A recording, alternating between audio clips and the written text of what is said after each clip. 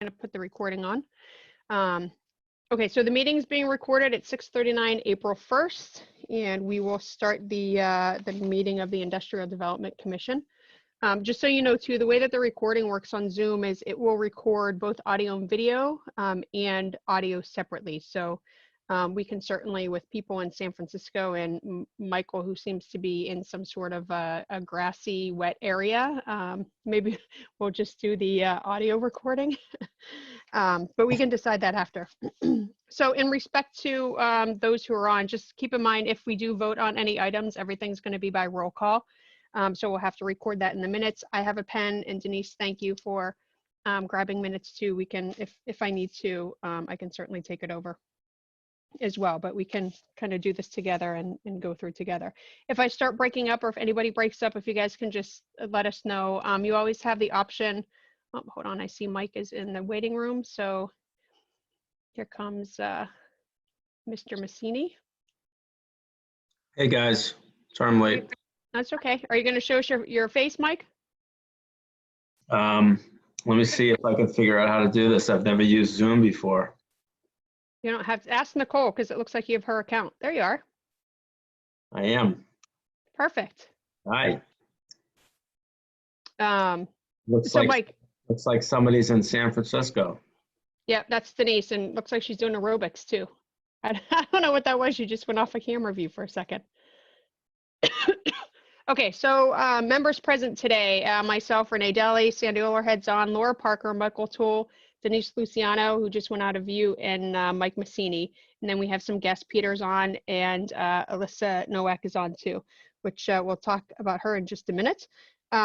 So from an agenda perspective, the discussion tonight, we're going to talk about just briefly the new business interests. I believe Laura has an update from Gator Investments, and I have an update as well from a conversation I had from a potential interested applicant. And then we'll talk a little bit about the bylaw and the overlay holistically. We had an opportunity to present. You guys know we presented to FinCom and a selectman, and then Denise and I and Michael were at the meeting where we presented to the planning board. So we have some takeaways from the planning board that we'll go through. Denise will lead us through that. We'll talk. I have not received any updates on the HCA back from town council. So I'll follow up on that after this meeting again to see if we can get at least some language back from her on that. I know it was sent to her. I haven't received anything. I could ping Mike to see if he did too, but I think I'll probably just send a general email out to both of them. And then we actually have some meeting minutes to review, and I think after the approval of these last 3 meeting minutes, will be up to date, I believe, with all of our minutes. So I have a problem with my printer where I tried to print them out to sign them and then scan them back to Lucia. So I haven't been able to do that, but I'm hoping to get it done tomorrow to get the ones that we approved it. I think it was 2 meetings ago, we did 3 of them. So just a heads up, if you haven't seen those on the website, that's why. I just haven't been able to print them all out to sign them and get them back to her. Okay, so you guys can, if you want to unmute yourself to just have general conversation, I'm certainly fine with that. You know, like I said, if we have feedback or any sort of background noise, we can cut it out. So why don't I, if you don't mind, give me a second here. I just have to grab a file, I'm sorry. I had to move myself from my typical desk because of what it looks like behind me. So I had to do a makeshift desk really quickly before the meeting. So now I'm fumbling with my files. Laura, do you want to give an update on Gator? Or you want me to go first with my conversation with Alyssa that I had? Your call. If you want, we can, you know something keeping the guest holding for longer than they need to. So yeah, I think your preference. She, you know what, we have really good meetings, so she may want to stay on the entire time. I don't think so, but you know. I know. She could be a weirdo. Who knows? Thanks for being a buzzkill, Laura. Right, exactly. Way to support us. Okay, so I mentioned in the last couple meetings that there was, I don't remember if I mentioned Alyssa by name, and I apologize if I did not, but we had been having some communications through email, and she had an opportunity to stop by town hall. Of course, you know, I'm not at town hall, but we finally had an opportunity to connect yesterday. So Alyssa is on the line. I spoke with her and her attorney. She's with Lucky Green Ladies, and she is interested in a business opportunity within Norton. So one thing I wanted to ask the commission, it's up to you guys. You know, she's not here to present for Lucky Green Ladies because we didn't put that on the agenda as we had for the others. But I did talk to her, and you know, the potential for her to join the next meeting to really talk about her requirements, what they were looking for, her background, and things like that. She represents a retail dispensary as well. So they've been, you know, obviously she had an opportunity to attend the planning board meeting too. So she's up to speed on what we've been doing in respect to of bylaws as well as the overlay. I don't think that information has been posted on Paul's website yet. I need to get back in touch with him. There was a follow-up that we had in respect to the diagram. So that's an item I need to take away as well. But Renee, super quick. Yep. Sorry. You said that she's also interested in a retail dispensary. What is Lucky Green Ladies? no, she is specifically interested in a retail dispensary in town. Okay. And what is that's her company name is Lucky Green Ladies. Her last name is Nowak, Nowak. Okay. Thank you. I figured that's why you're asking, right, for the notes? Will this be the first? Okay. I'm sorry, Laura? Will this be their first retail? You know, we didn't get into that conversation. I mean, what I'd like to do is, you know, as I mentioned, I finally had an opportunity to talk to her. Are you guys comfortable? You know, I know we're not doing in-person meetings. Are you comfortable with her representing or having a discussion with us virtually? Or did we want to table that until we come back and actually do public meetings? And I say that knowing that we probably, just with the way the pandemic's going, I don't foresee us having any in-person meetings until at some point after June, at best. I'm fine with That's I'm accurate. fine with virtual. Yeah. Yeah. Okay. Get her done. Okay. So I don't know what our next, I have on the agenda that our next, okay, I didn't update this. Oh, you know what? I have the wrong agenda in front of me. So you're saying that she's going to come back for the next meeting to present, right? Yes, because I didn't put it, I just put the item new business interests because I hadn't talked to you guys about whether or not we were comfortable doing it virtually. So we'll have it specifically to represent on the next agenda, Lucky Green Ladies. Alyssa, if that works for you. So I have a tentative meeting because we're off cycle right now of next week. I don't know if we want to meet next week or if we want to stick to a bi-weekly schedule. You guys tell me your thoughts on that. I mean, we can talk about it later, see how far we get through the application process. But if anybody has an opinion now that we can share with Alyssa, that might help.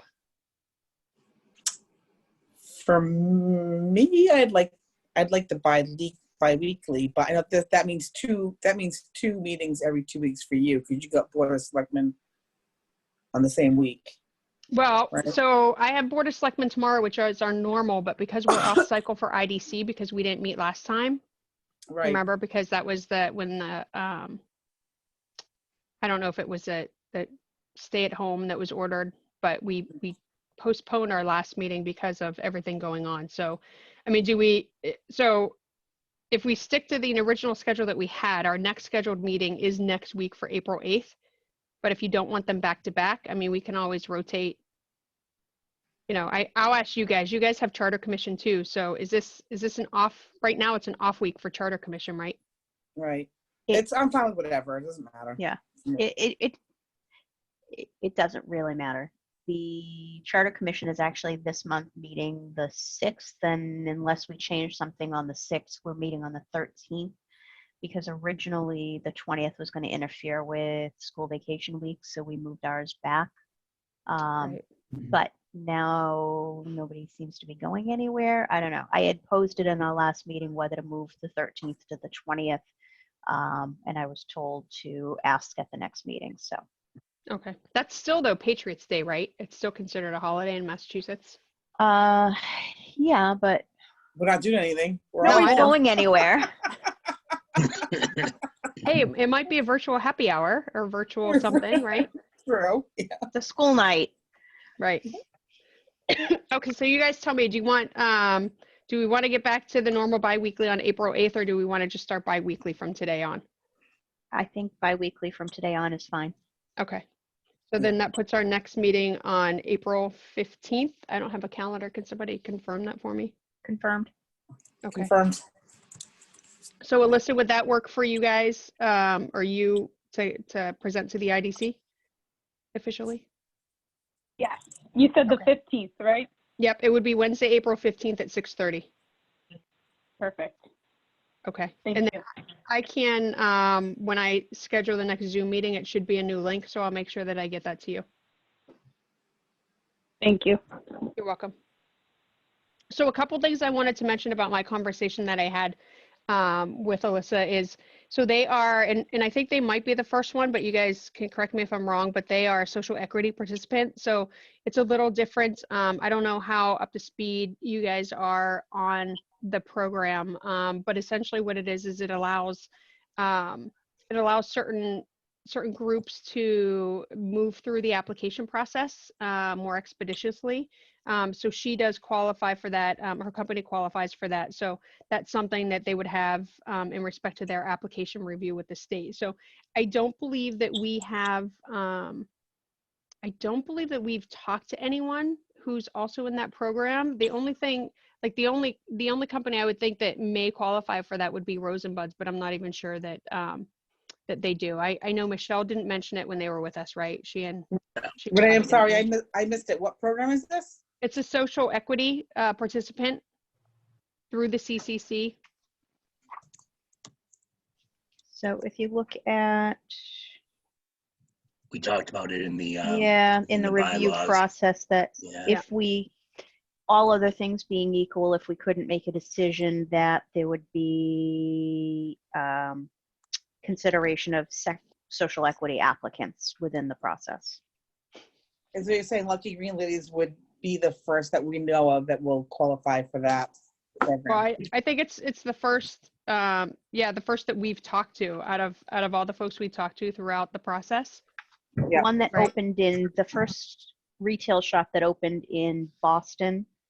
I'm not sure if it was social equity or the economic empowerment, but they did qualify. So the very first pot shop that opened within Boston went through that program as well. Was that one that wasn't connected to medical? Correct. That was just the adult use? Yeah. Okay. So that's good to know. Mhm. So I'm just looking at my notes from the conversation. One of the things that came up that I'd like to talk about when we go through the HCA and potentially the application process, something that her attorney brought up was in respect to the securing a site location. So in the HCA, and it's kind of a catch-22, right? Michael, I don't know what is going on with your arm in the video, but it's like disappearing on us. He's wearing green, that's why.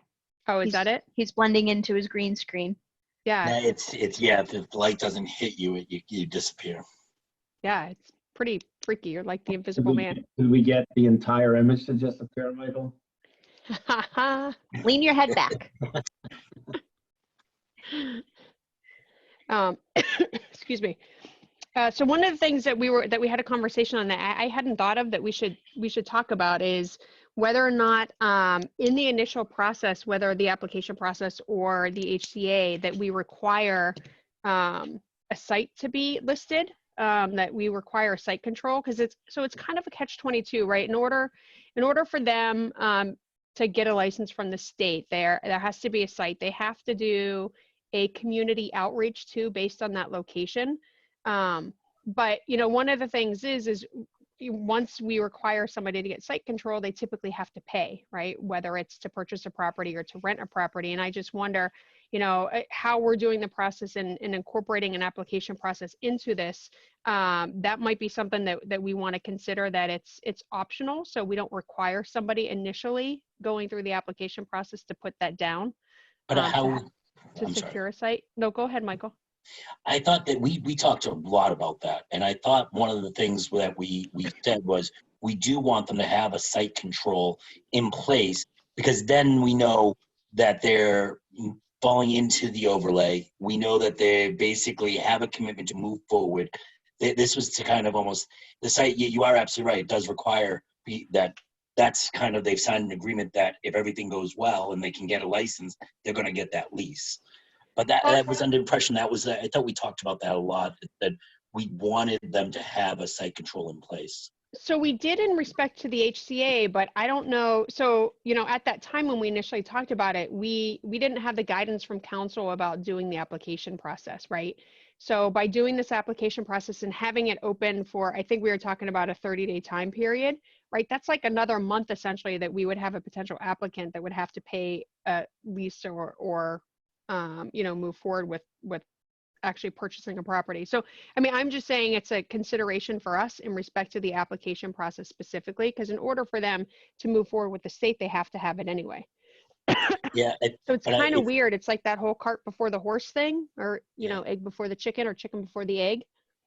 Yeah, but I think in most commercial spaces, you're signing a lease, but you're not taking control of the space until after the build out or approvals, typically. Right, so you're not paying for, like a restaurant isn't paying, 9 out of 10 times a restaurant is not paying while they're building out the restaurant. I don't know. And maybe Laura, this is a good segue into your conversation with Gator, because I think, you know, like if I were a person, I'd be like, well, you start paying me, or, you know, the space is open to anybody, right? And somebody can come in and take that particular space from you. Now, with Gator, we know in the Roach Brothers Plaza, there's a lot of open spaces, so it might not be as applicable, but, you know, could be under other circumstances. So maybe, Laura, is that a good segue into your conversation with Gator? Yeah, so they had, you know, gotten back in touch with us and said they had had a change in position on marijuana establishments. And while they have not permitted them in any of their properties previously, they've had a bit of a change of heart, and they were looking to talk to us about some of the retailers whom we've spoken to who may have an interest in identifying space, retail space, because we've told them specifically, you know, it's a fairly ideal location for a retail establishment. And we had had the discussion about that the town will be limiting the number of host community agreements that it will be entering into for retail establishments, and that it would likely be no more than 2.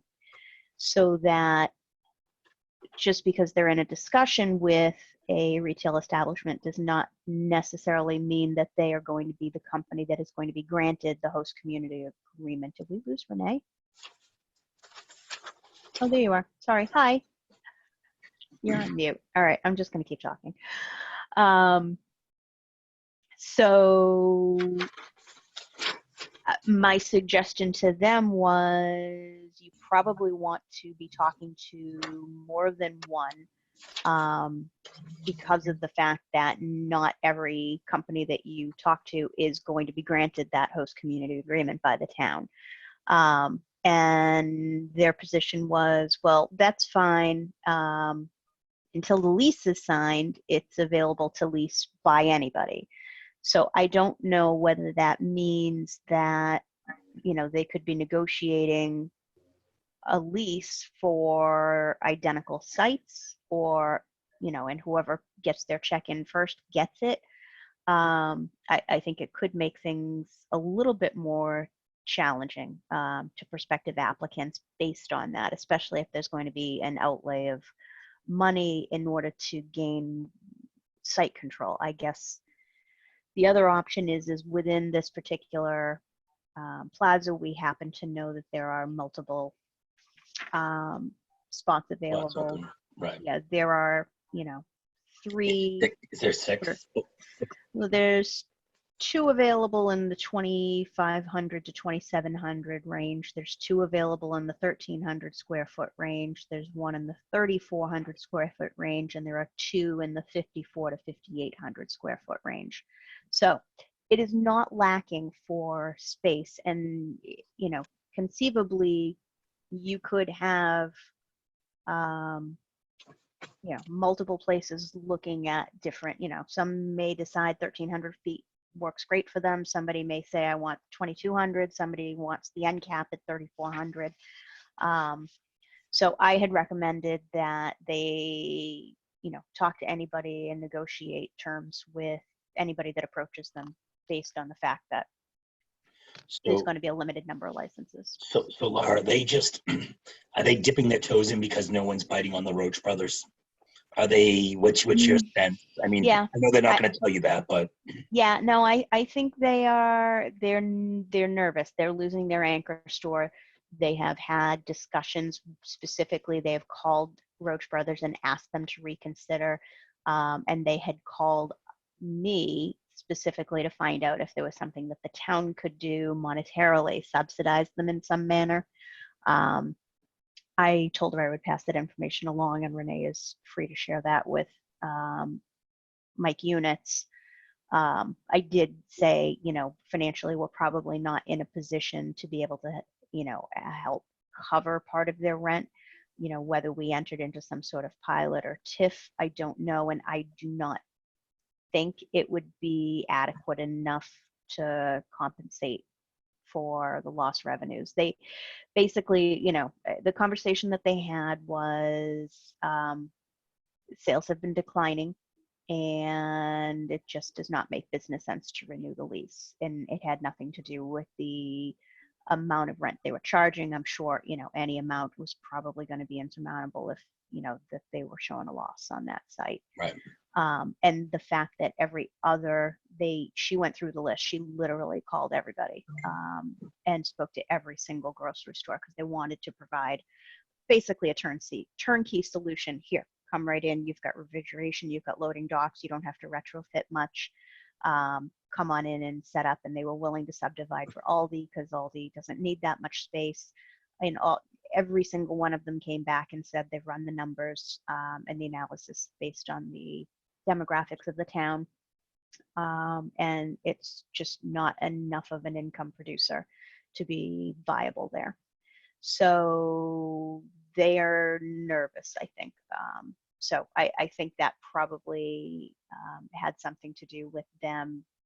They've probably gotten enough calls now because we've called. We know of 2 other establishments that have contacted them and been turned down. So, I'm sure as more and more potential companies are reaching out to them to find out, because it's ideal and there's plenty of space there, why wouldn't you ask? And there's a phone number right there on the sign, so why not call and find out? And there's probably been enough that they said, maybe we should probably consider it.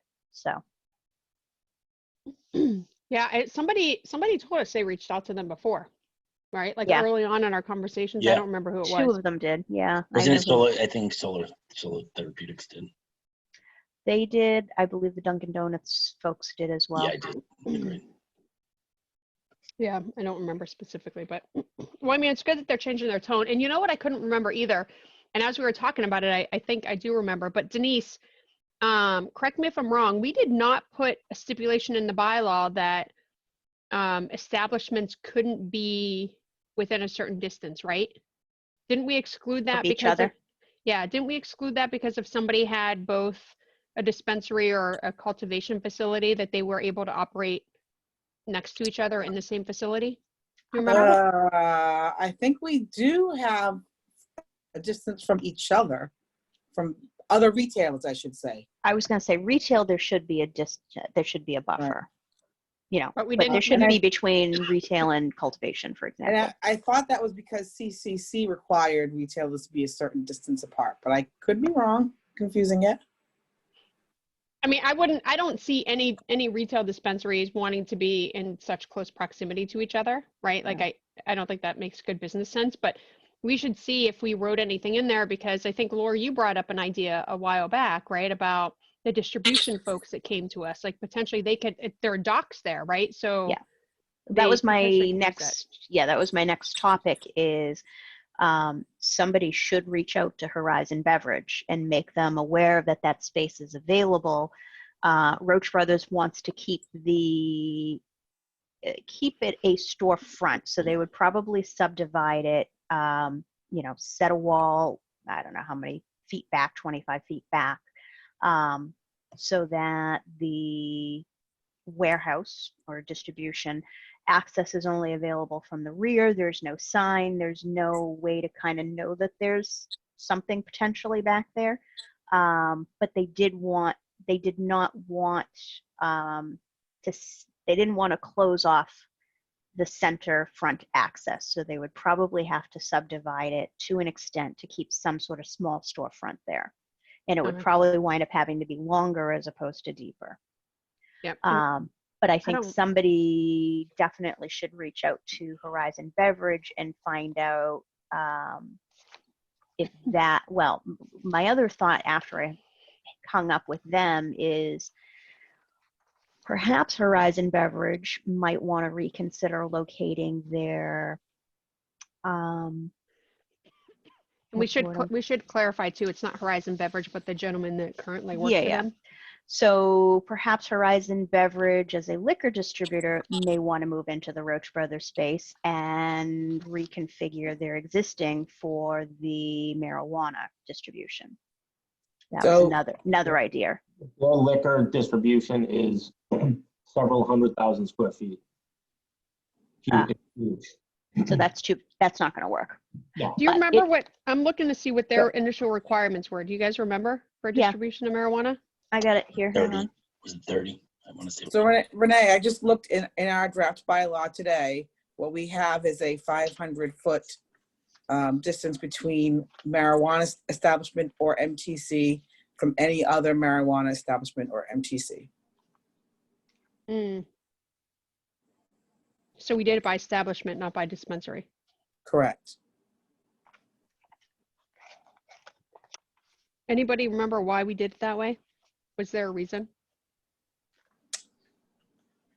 My guess would be the model language, but I could be wrong.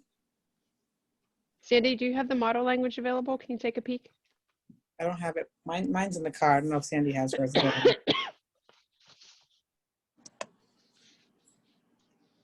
I see her looking. And Sandy, you are on mute just in case you didn't remember. I'm looking it up right now. Thank you. Okay. I don't know what I did with my, hang on. I only pull it up on my computer. So the cultivation, right, manufacturing, they were looking for, how big is the one space there now? How big is Rochi's? 47,000. Remember, they were looking for 20 to 100,000. Hang on, I just pulled it up. So Horizon is looking for a minimum to start of 15,000 with a build out available of 50,000. Hmm. They wanted a warehouse, no foot traffic, no signage, would consider an existing structure if it fits, highway access, parking for 12, and they're okay with septic. Denise, where would I find it? What section?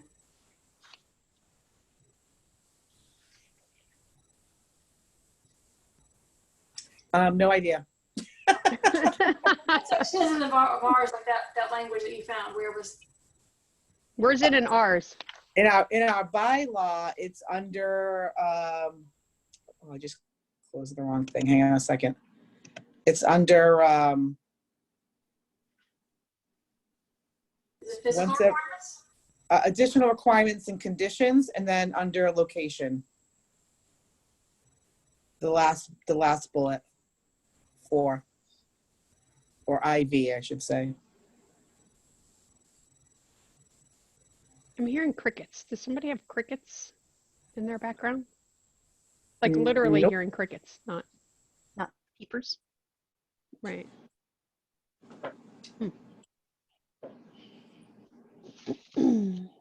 Yeah. No, actually, this one says.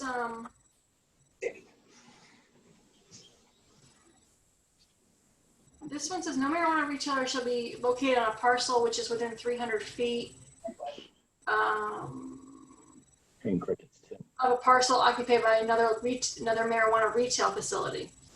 So it just says we can't have 2 retails within 300 feet. Okay. So I don't know why we expanded that. I don't know either. Okay, so I can fix that. I mean, is everybody, I won't ask for an official vote, but is everybody fine with that? And then we'll do an official vote later? that we keep it aligned to the model where we don't have dispensaries in close proximity, but we could potentially, I remember this conversation too, because we talked about a particular business having both. So I wonder if we just overlook that.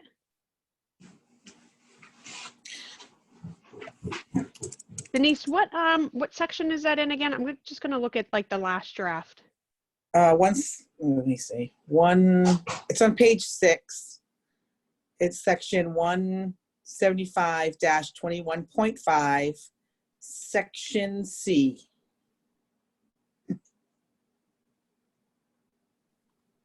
$21.5. Section C.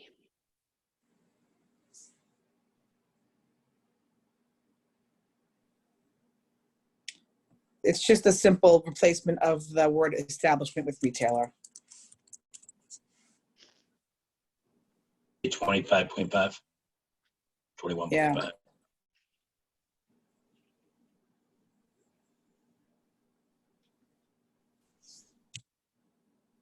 Okay. Do we want that to read the same on here too, to say to be measured in a straight line from the nearest point of the property line in question to the nearest point of the property line where the other one will be located? I mean, just in general, we want to go by property lines or we want to go by building? Because I thought initially, like in the RMD, it was by building, like the edge of the building, not the edge of the property line. And I only say that because, right, remember those properties that we have that are half are residential, half are industrial? Do you know what I mean? Yeah. Like, is that going to be limiting our abilities to have a variety of, yeah, I mean, you know, what potentially could be 2 warehouses next to each other. I don't see there's any issue with warehouses being next to each Okay. other. Well, and I guess It's if we just retail shops. yeah, so I guess if we change the language, it doesn't matter. But I think we should probably, given the number of spaces available in the Great Woods Plaza, we may want to consider this a little bit more closely and perhaps make it a little bigger. Because the lots that are available, or the spaces that are available there are fairly wide flung. And I don't think it's ideal having 2 retail shops in that plaza. Well, they couldn't because they're on the same parcel, right? So the way that so the way that it's written now, and Denise, correct me if I'm wrong, it says no marijuana establishment or MTC shall be located on a parcel which is within 500 feet of a parcel occupied by another. So that's all the same parcel. So you Okay. couldn't, right, Denise? Yep. Correct. Okay. So does that help, Laura? I'm good with that then. Okay.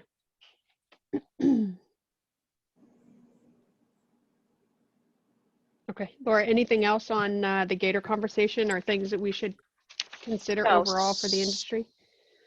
We should probably talk about who is going to reach out to the folks from Horizon Beverage. Oh, I'll do that. I'll take that away. Okay. Ask a question Jay, about that last topic. The model says 300 feet, and we change it to 500 feet. Is that what you're saying? We have 500 feet in the actual language now? It is, yeah. And it goes, the language before it is the 500 feet from a school. Right. I'm wondering, going back to your point of limiting too much, Right. where our parcels are kind of wonky, if we change it to 300 feet, does that give us a little bit more latitude? I mean, somebody give me like a comparison. Is 500 feet half a football field? Or 1.5? Football field is 300 feet. So it would be dispensary. So again, it's just dispensary to dispensary, right? So think of Patriot Place. You have one on one end zone and one on the other. Right, that would be 300 feet. It Right, would, Mike? except it's not, again, building to building, it's parcel to parcel. So Right.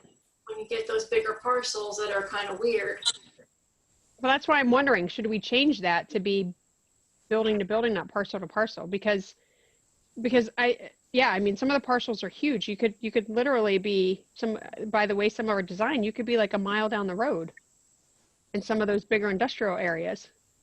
Yeah, but retail's not likely to be going in there. And 500 feet from parcel to parcel, I mean, from establishment is nothing. No, but the language right now is parcel to parcel. Right, so the edge of one I parcel know, to the I edge of agree another. that, but I think if we do establishment, we just have to increase the feet. Right, I agree with you on parcel, because our parcels are so wonky, you know, but maybe we increase the feet per establishment, maybe it's 1,500 or something like that.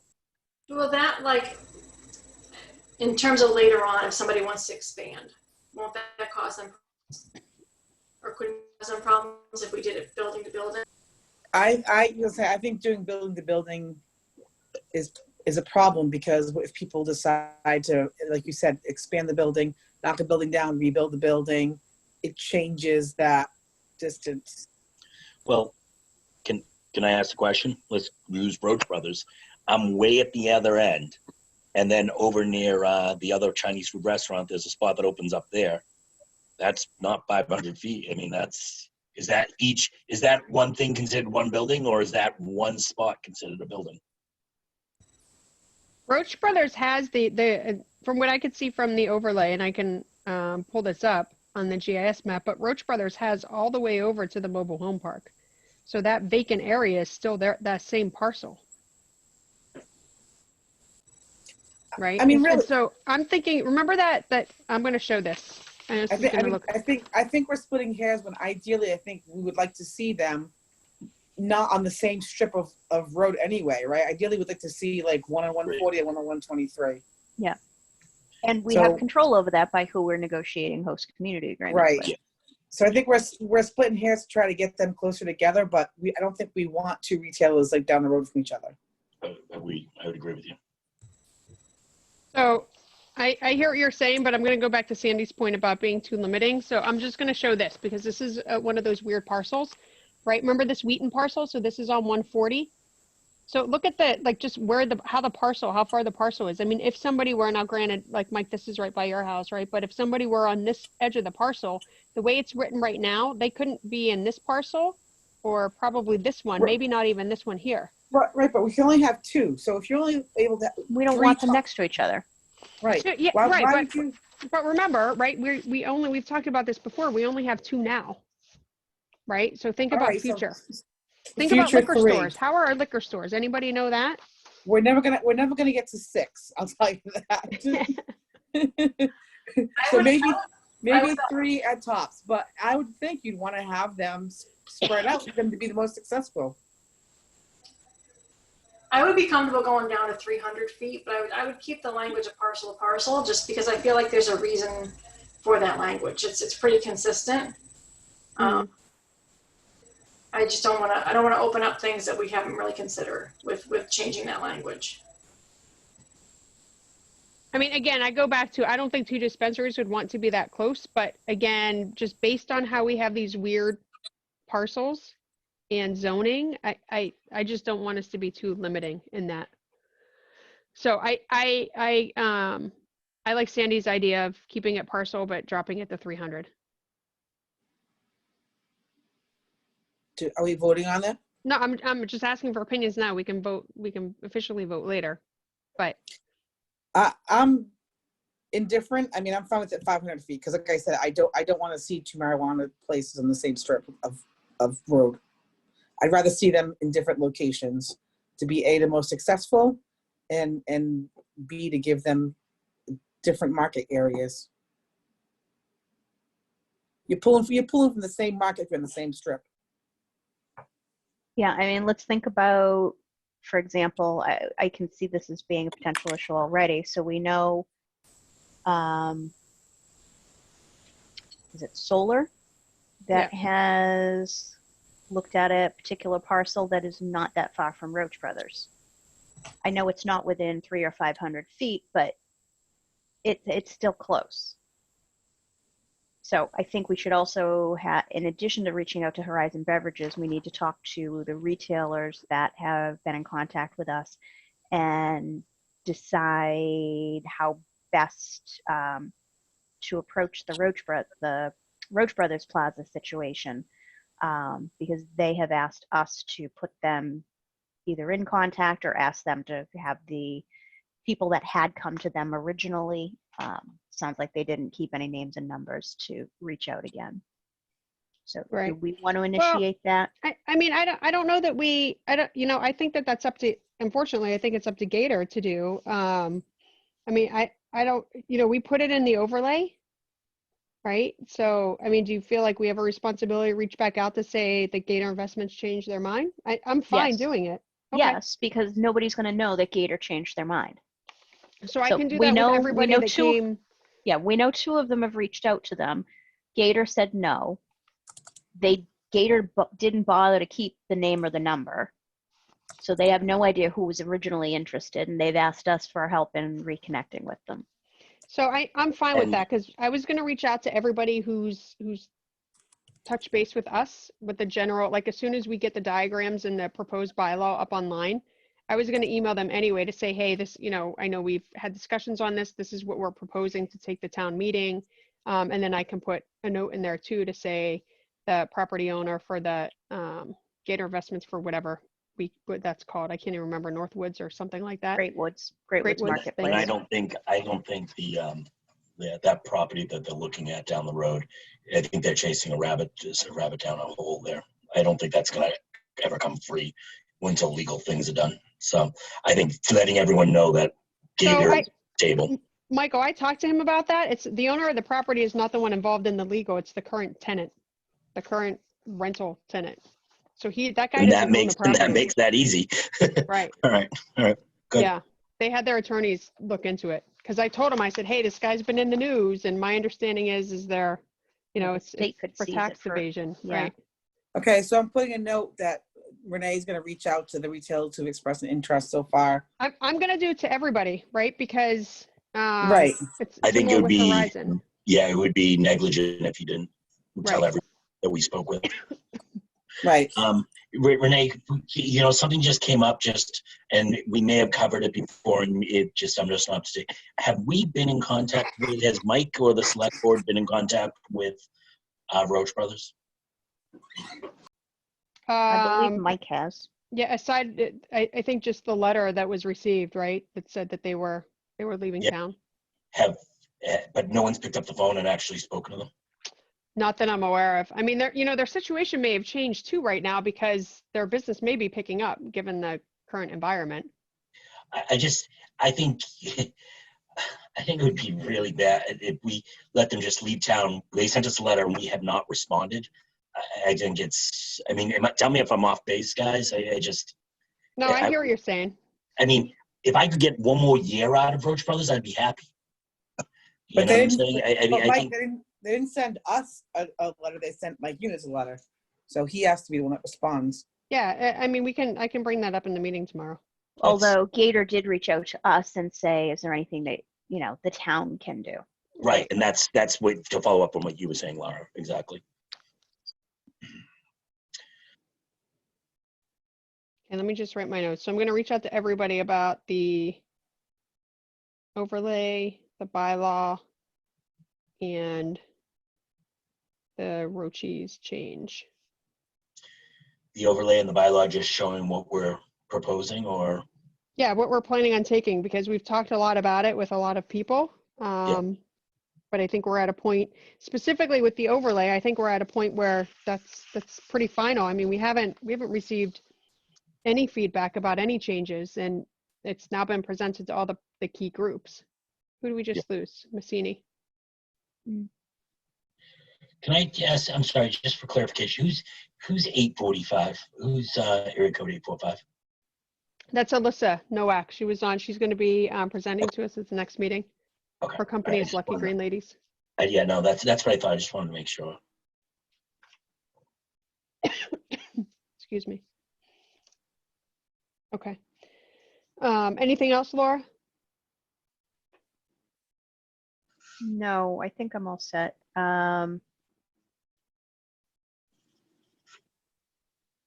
No, I think that was it. Okay. So yeah, I definitely think we should be reaching out to everybody just to let them know that Gator had a change of heart. and it's prime real estate. So Yeah, no, I can, like I said, I don't have a problem doing that.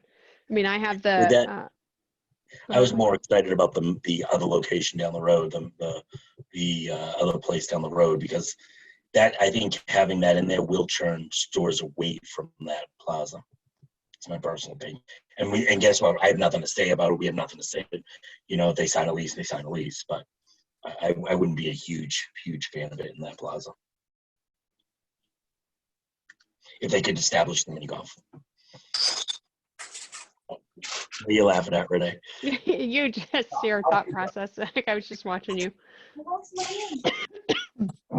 Excuse me. Okay. So why don't let's talk a little bit about we're going to move on to the presentation to the planning board. Most of you guys were there for FinCom and the selectmen's meeting. I didn't have any, I'll open it up. I think Sandy, you probably have a better memory than me. I don't remember any specific takeaways from there.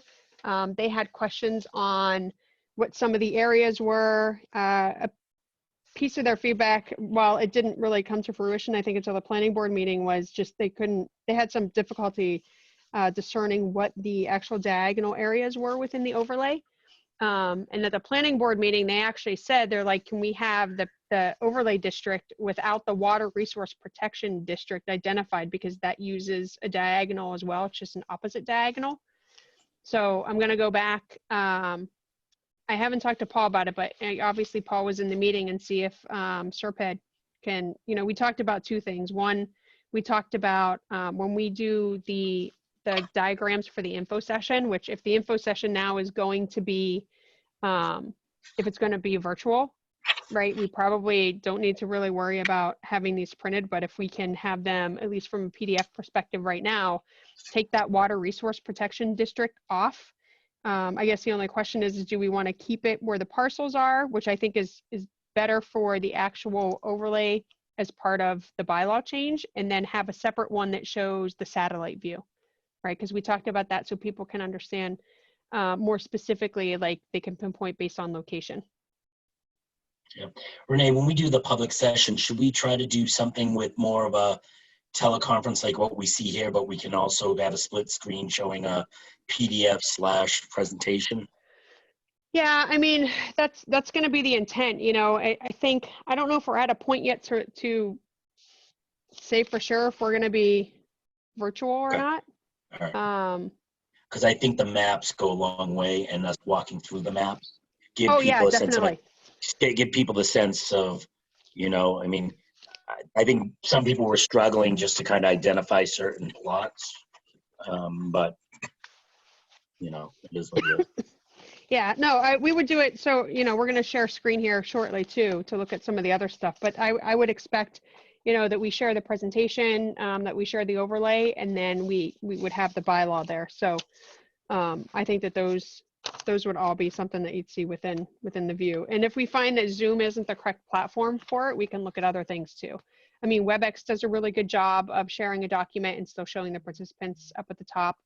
And I do. I go to meeting with 150 people too, so that's. Yeah, I think GoToMeeting does a good job of doing it as well. But we can talk more about that. And from the info session, I see it. And while I haven't reached out to anyone, any of the folks who said that they would be willing to do it. I think. Oops, hold on. Mike just sent me. I didn't realize the waiting room is still active, and so he just sent me a text to say let me back in. Hi, Mike. Are you back? I am. Sorry about that. Who's the iPhone? Hold on a minute. So. That's Denise. Peter. Oh, we lost Peter. Oh, we did lose Peter. Oh, it's Denise. Denise, you're muted. You don't have to unmute. We could tell you're eating. And I was about to ask Denise to go through the bylaw changes based on that meeting, but maybe while she's eating, would you guys mind us skipping the agenda and we do the application process? We review that document first? Yeah, that's perfect. Okay. Laura, are you prepared to share Renee, that? I can do it if you want, so we can finish up the bylaw piece, because we already started discussing it, right? Are you sure? You can finish eating. Okay. Yeah, no, so the only changes that we made, Hold on, let me pull it up, Denise. are you, Unless you have it. I don't know. Do you have it or are you still on your phone?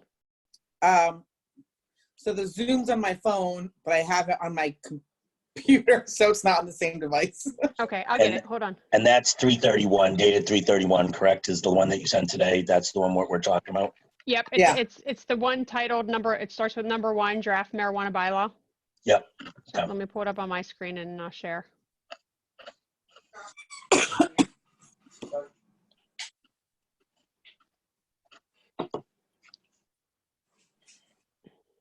Okay, can you guys see it? Yep. Okay, I'm gonna make this a little bigger. So, Denise, I do have a question on the adult use once you start getting into this, but if you wanna. Well, that's the first thing I was gonna say, is I crossed off the adult use language in the introduction paragraph, because there was a couple places that we had missed it. Yeah, so let me ask you this. I know, Oren's concern with that was that we didn't have it anywhere else. We didn't define it, but is that required? Like, is that something that's Right. required from the CCC?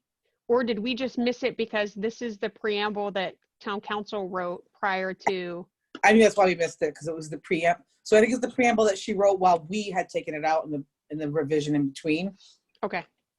Do you know what I mean? Yep, I do. I know exactly what you mean. So what was the wording that they had there before for adult use? Or did they just always have adult use marijuana establishments?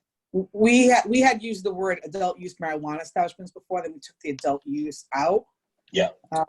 Because we ended up going to more of a generic marijuana establishments, because I think originally it's not just adult use, right? Because they could be minors that have. Yeah.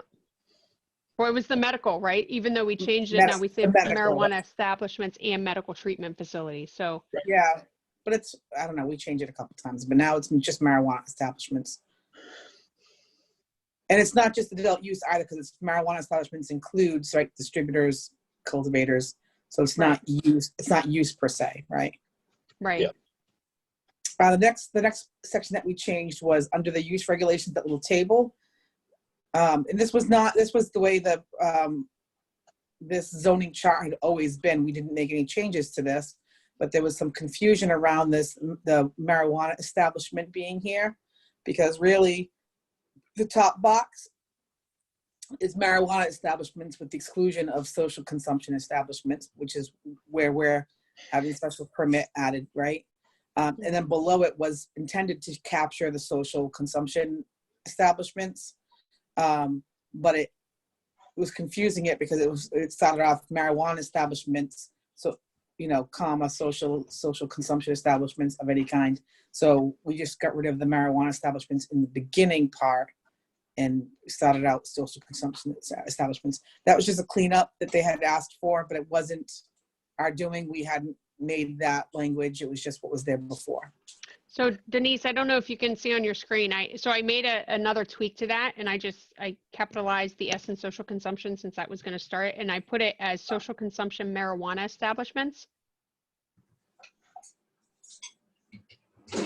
So, but I don't think so. I don't think social consumption establishments fall under marijuana establishments. Well, let's look at the definition.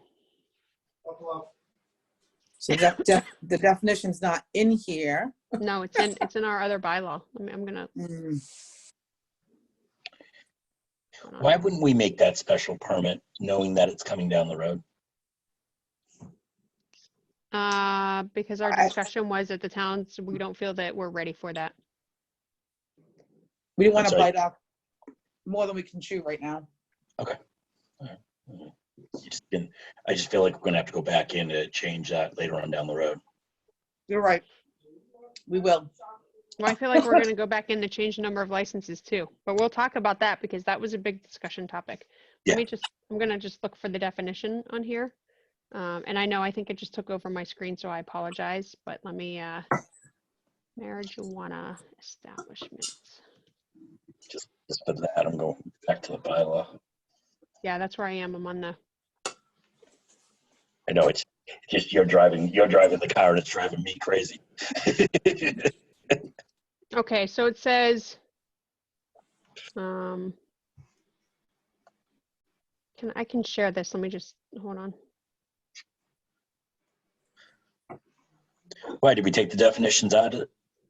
No, so this particular definition is in a different part of our Oh. bylaws, right? So marijuana establishment is marijuana cultivator, testing facility, product manufacturer, marijuana retailer, any other type of licensed marijuana related business is defined by the MGL, but we'd have to go back to the MGL, because I don't know why they would call out social consumption if it's not in there. Right? Doesn't that seem odd to you, Denise? Yeah, Like way back when? I mean, and remember, they did this a long time ago. It wasn't like, right. It was even before, yeah. It was even before they did the medical, I think. right. Maybe we put a question in there for council. Yeah, I'm looking at this. I'm gonna look at definitions.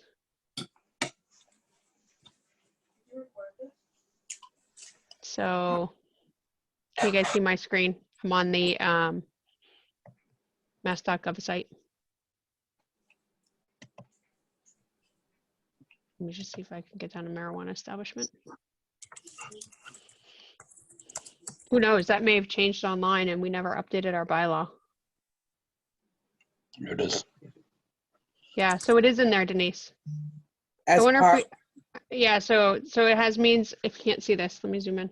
Marijuana establishes means marijuana cultivator indoor outdoor, craft marijuana cooperative, marijuana product manufacturer, marijuana micro business, independent testing lab, retailer, transporter, delivery only licensee, marijuana research facility, social consumption establishment.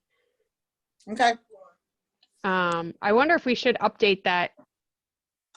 I think we still have time to change it because we moved the annual town meeting. If we wanted to put our bylaw aligned to this.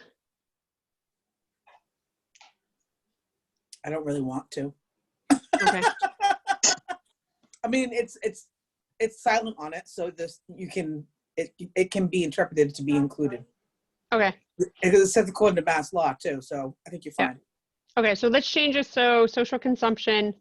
So on this document, so I'll take out the marijuana that I put in and I'm gonna make it all capitals like they have, social consumption establishment. Right, Okay. so it is in line with, So it pulls out that one, it pulls out the social consumption instead of out of the whole definition. right.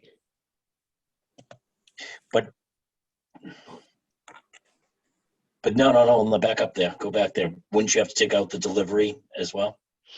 Delivery only license. No, because we didn't say we couldn't do that. Okay. Right, we just said we specific to social consumption. I thought we did. I thought we said the delivery was out. I thought it's drive-throughs. If, right? That we took, well, we took that out because of like a medical, the potential Yeah. medical. Okay. And think about it, right now, delivery, if we had an establishment, delivery would almost be required, right? No, they're closed. Dispensaries are not essential. They are. Non-medical, regular dispensaries are non-essential. Said yesterday, closed. The next change that we had was under the establishment language. And it was just, there was a sentence down towards the end that said, any MTCs or marijuana establishment shall be permitted in the marijuana overlay district. And Oren requested that we add the language subject to the limitations imposed by this bylaw, just to So kind of button up the notion that they have to comply with the bylaw as well as being the overlay. And Denise, I wrote in my notes that he said subject to a special permit. Does it matter that Oren said that? Not that it was limitations imposed by the bylaw, but subject to the special permit process. I would keep it to the bylaw, Okay, the more general, yeah. okay. That was the notes that I took down. Oren did try to say to the special permit though, didn't he? Renee? I wrote down bylaw in my notes. He might have said it both ways during the conversation. I don't know. Yeah, I wrote in quotes, subject to special permit. So let me, I'm gonna add a I personally like the bylaw, but then versus special permit. Well, I mean, that's part of it in here, right? That's the whole purpose of this, to say that you can't get it without special permit. right, special permit is just a subset of the bylaw. Mm-hmm. All right, so I just made a note and said ask council special permit or bylaw. Okay, well, here, you want me to put that in here? I already have it in the one I've been marking up Okay. here. Okay. Did you mark up Okay. this to just for the social consumption establishments to be capital? I can't see it on my phone, but I heard what the words that you were saying, and I did. Okay. And it looks like, I think we would just take out the quotations, and it would read social consumption establishments of any kind. Take out the quotes too. Yeah, I don't know why it would be quoted. I think Capital S social, capital C consumption, capital E establishments Correct. of any kind, blah, blah, blah. Okay, that's what I have. Okay. Should you also put that on the top, the one above that? Use the same capitals and quotes? Like Yeah. remove the quotes and make capital, yeah. Excluding social consumption establishments, use the same. So, but let me just say, when we do that, when we do all caps in the words like that, then we have to define that term. So we have to go back up and add definition for social consumption establishments. Well, we don't, because We do. it's defined at the MGL, right? Is it defined as that exact combination, social consumption establishments? It is, yeah, that's what I was looking at. So it says, it's highlighted, I know you can't see on my screen, but it goes from marijuana research facility, comma, social consumption establishment, or any other type of licensed marijuana related business. By the way, I can see your, I'm sorry, Michael, you're breaking up. we can see your screen. You can't see my screen? I said we can. Okay. Yeah, Denise can't see it. She's on an iPhone. Yeah, it's just real tiny. Right. Okay. All right. I fixed it up above then too. All right, so then next one is, Can you stop right at, hold on, scroll up. Can you do the format for her section 175.21.1 to normal? Is that? So it is. I'm not sure why it's like this, because so that's why I wanted to see the version that Denise had. And I'll look at it when she sends me the final, because town council went through and fixed all this. So I thought it was odd that it was like that, but we'll fix that. you mean the spacing of the lines? Yeah, Michael? like how this one is justified versus this one's left aligned. See how they look different? Yeah. It's just the spacing. There's something going on with the word spacing between them. I mean, this is let me look on this one. So this is the PDF of the final document that she sent. No, see, it looks the same. See how some of them, but she changed. So Denise, I'm not sure you're working from the latest one. So I'll make sure that we have the right version before sending it back to them. So once you send it to me, I'll confirm. I'll just go through it and compare the documents. Okay.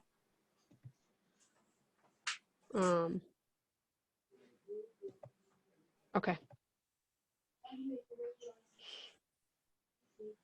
Okay, All so we talked about that subject line. So the next one was Next one was just the removal of adult use down below under 175.21.5 A5. Again, just the word adult use there.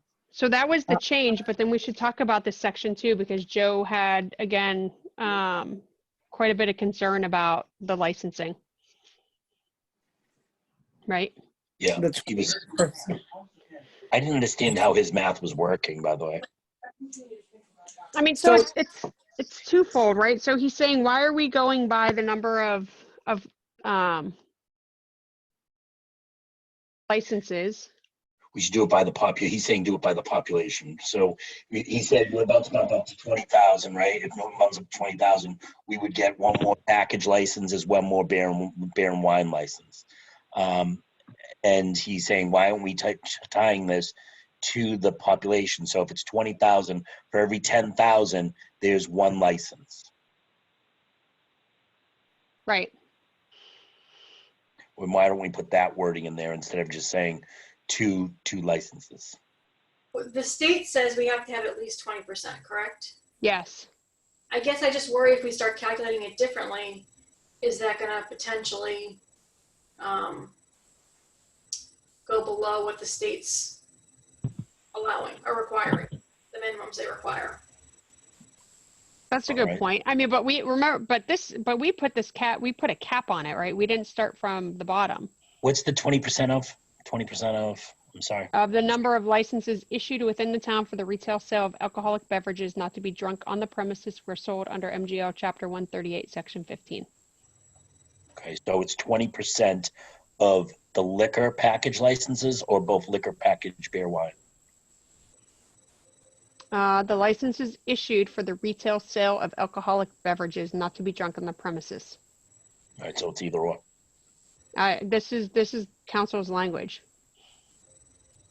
Right, I can't remember when we approved the licenses, the selectmen's meeting, what they were called. All I know is there were a bunch of initials. Yeah, I mean, we have, I mean, we have 9 right now, right? And that's a 20%. Right. And it says when you determine the number, any fractions rounded up regardless. So, you know, Sandy, I'm with you on this is the state to say you can't have less than, right? And we're just saying, our bylaw is saying, well, we're not going to have more than, we're going to have the minimum. You know, we talked about 2, and we had language from council about, do we just put in 2, right? As opposed to doing this percentage. Now, my only concern with how Joe said it is, and this is kind of what I learned at one of the selectmen meetings, right?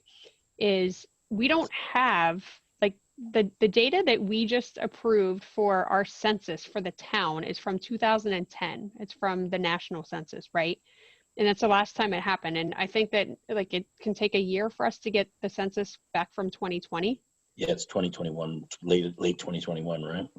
So, I mean, the only thing is, you know, obviously, I guess if there's already a store, you can't like pull the license. But if our, like, what we don't know is, what if I mean, I can't see our population going down where that number would change.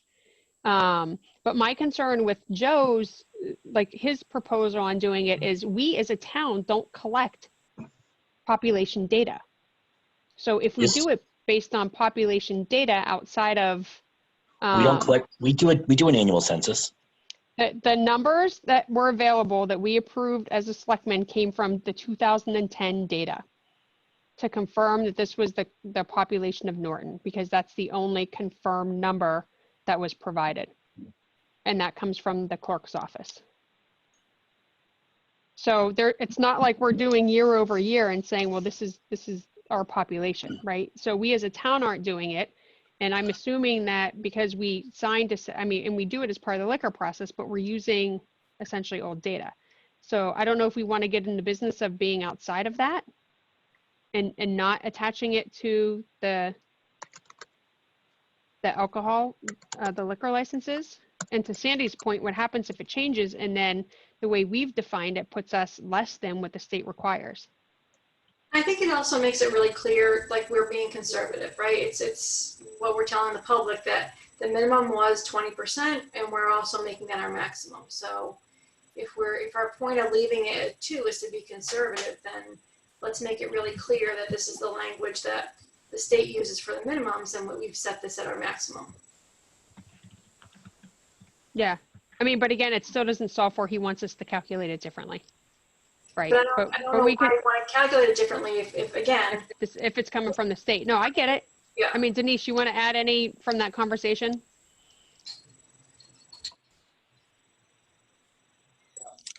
Denise, No, you I think you guys did a great job summarizing it. And he brought up the following the number of people in town versus the percentage of alcohol places before. But like Sandy said, I was trying to explain to him that by law, Massachusetts, we're required to have a minimum of 20% of the alcoholic beverage retailers. And so we're trying to keep it as consistent as we can the language of that, so we're not in a compliance issue with that. Mm-hmm. Okay. So we'll keep this. I think ideally he was trying to get it so that way we could increase the number of establishments sooner, probably by using the count. But I'm okay with it increasing at the rate that it should be increasing at, right? The number of establishments, and instead of trying to rush it too much into growing. Hold on a minute. So, not exceed 20%. So it is a living number still.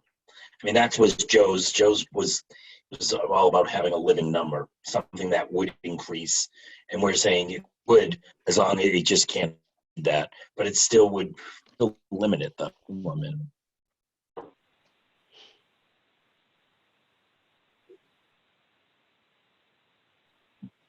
I'm going back through it now.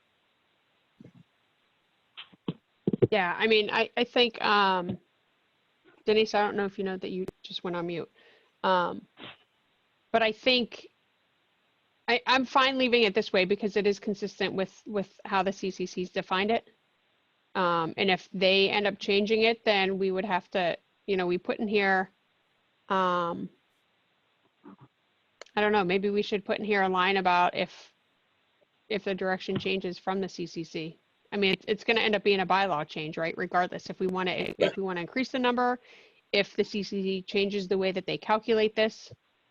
I don't think I mean, I'm okay with it. I understood what Joe was trying to say was you want to make it a living number. So as the population, the number of licenses would increase. Yeah. It still is a living number. Yeah, I mean, do not exceed 20, but then isn't it locked though? Because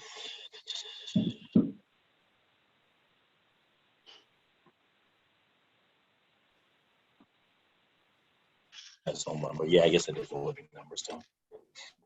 I think it's good.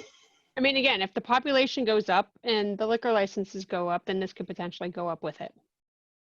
Yep. And I think that's more of a natural order of, I won't say business, but a natural order.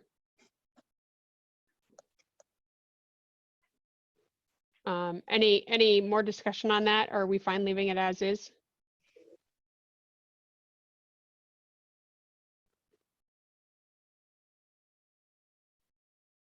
Okay, I'll assume that's a yes. Denise, when you're ready, I'm scrolling down through the document to find. Yep, I'm here. Sorry. No, that's okay. Um, The next area I have on here is, of course, it's under. I think it's the last note I had. Yeah, this is the last note, was around the special permitting process. Oren was concerned about the fact that the permit runs with the owner versus with the establishment or the site, right? Yes. Because typically when they issue a permit for something, it runs with the site, not the owner. And so he was concerned about inconsistencies between the typical special permitting process and this. And so I just added a note for council to review it. Isn't that tied? Isn't that how the CCC sees it though? Yeah. Yeah, his they- question, Michael, was whether or not the language was correct or appropriate. That was it. He just wanted us to ask council again to review it. Yeah. And I think it is. I mean, one saying it's going to be issued to the establishment or the owner, right? The other one says it's going to be issued for that specific type. And then it says it's not transferable. Yeah. And then the only other change I made this evening was just under up above slightly in that section C location area, changing the establishment to retailer. Yeah, this is what we talked about before. Yeah. Right. So I made that notation tonight. Okay, that's section 4, right? What? Oh, IV, C4. IV. Okay. C4, yeah. You said 6. I just wanted to make sure I wasn't off on that one. Hey, Denise, I had another note on mine that I highlighted after you sent your changes. It was on section 21.6, and I'm going to it, section A. And I have that's all I wrote down was 21.6, section A. Can you take a look at that and see if there was another issue?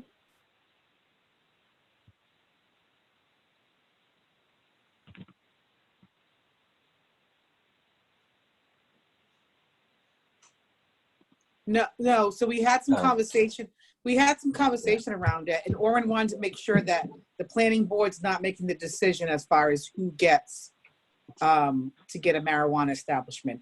But that's Okay. not what that's saying. That's not what that's saying. That's saying that they approve the special permit, but when we discussed to him the fact that we have an application process that we're working on, and that the board of selectmen we're going to be the ones making that choice, and he was comfortable with it.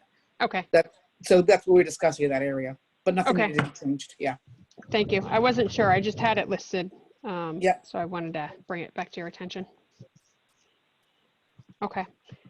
So those were the changes for the bylaw. And then as I mentioned on the overlay specifically, they had asked if we could have the Water Resource Protection District removed from the overlay. So all we see is the proposed marijuana overlay district with the different zones and water. Those seem to be the filters that are on there.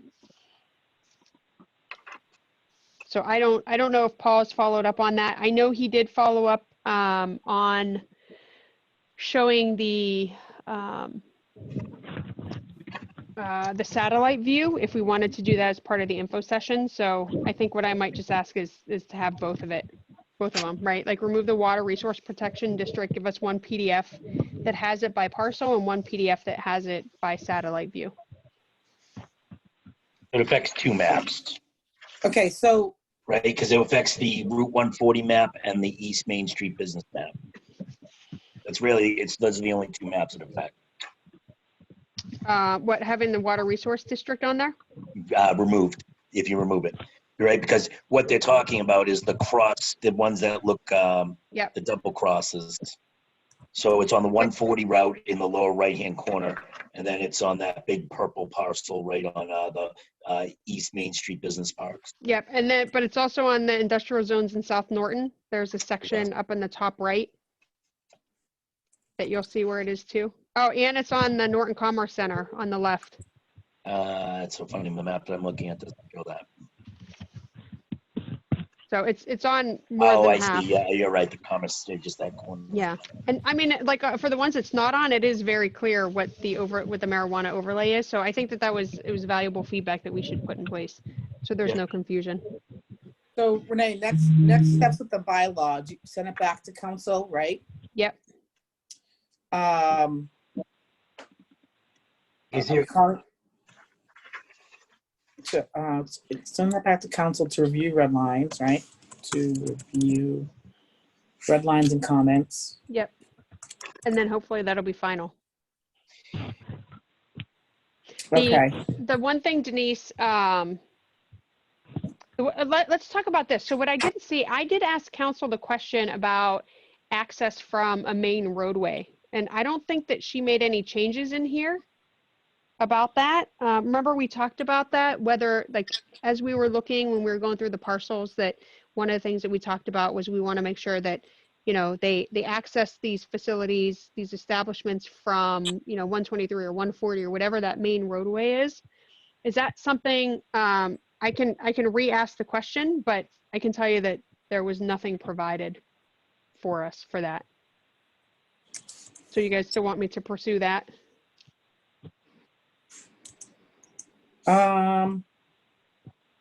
About whether or not we should have language in the bylaw to say that access, you know, primary access would be from whatever the Route 140 or whatever the main roadway was.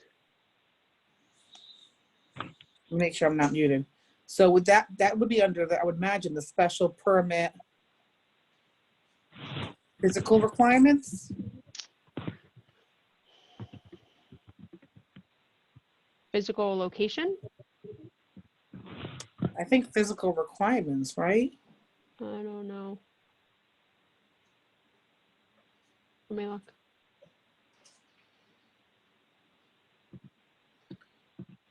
Location is just where can it be?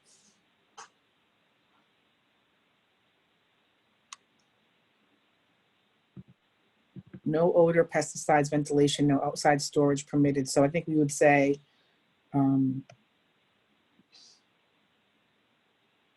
it's not really a driveway, right? Entryway must be established. Access, I would just say primary access, right? Primary vehicular access. What's the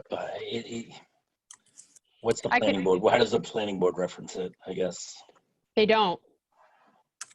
No, they They don't on marijuana establishments, but they call it for regular establishments. They call it some way. Is it a drive or driveway? Is it a?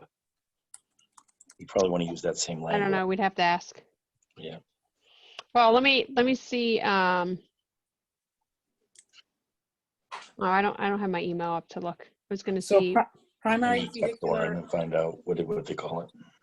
primary vehicular access must be established off main road. I would put that in as a placeholder and we can have her massage it. Okay. Because I think that was a important part of our discussions. Yeah. I mean, planning didn't bring it up. That was, we had discussion internally about that. Okay.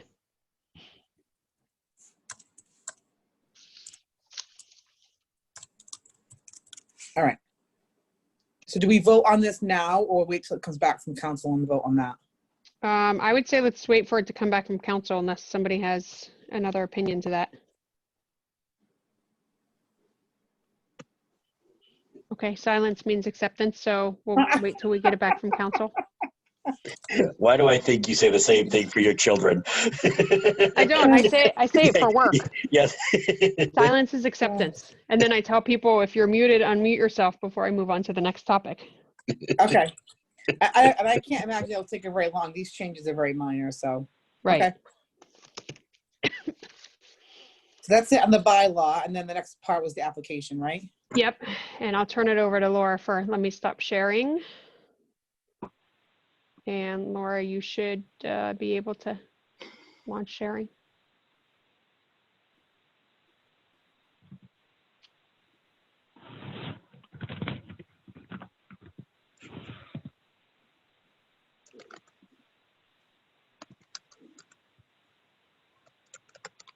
Says the host has disabled participant screen sharing.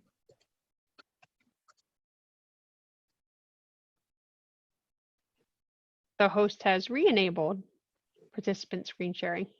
Okay, I thought Now I you did that earlier. that's okay. Now you got me.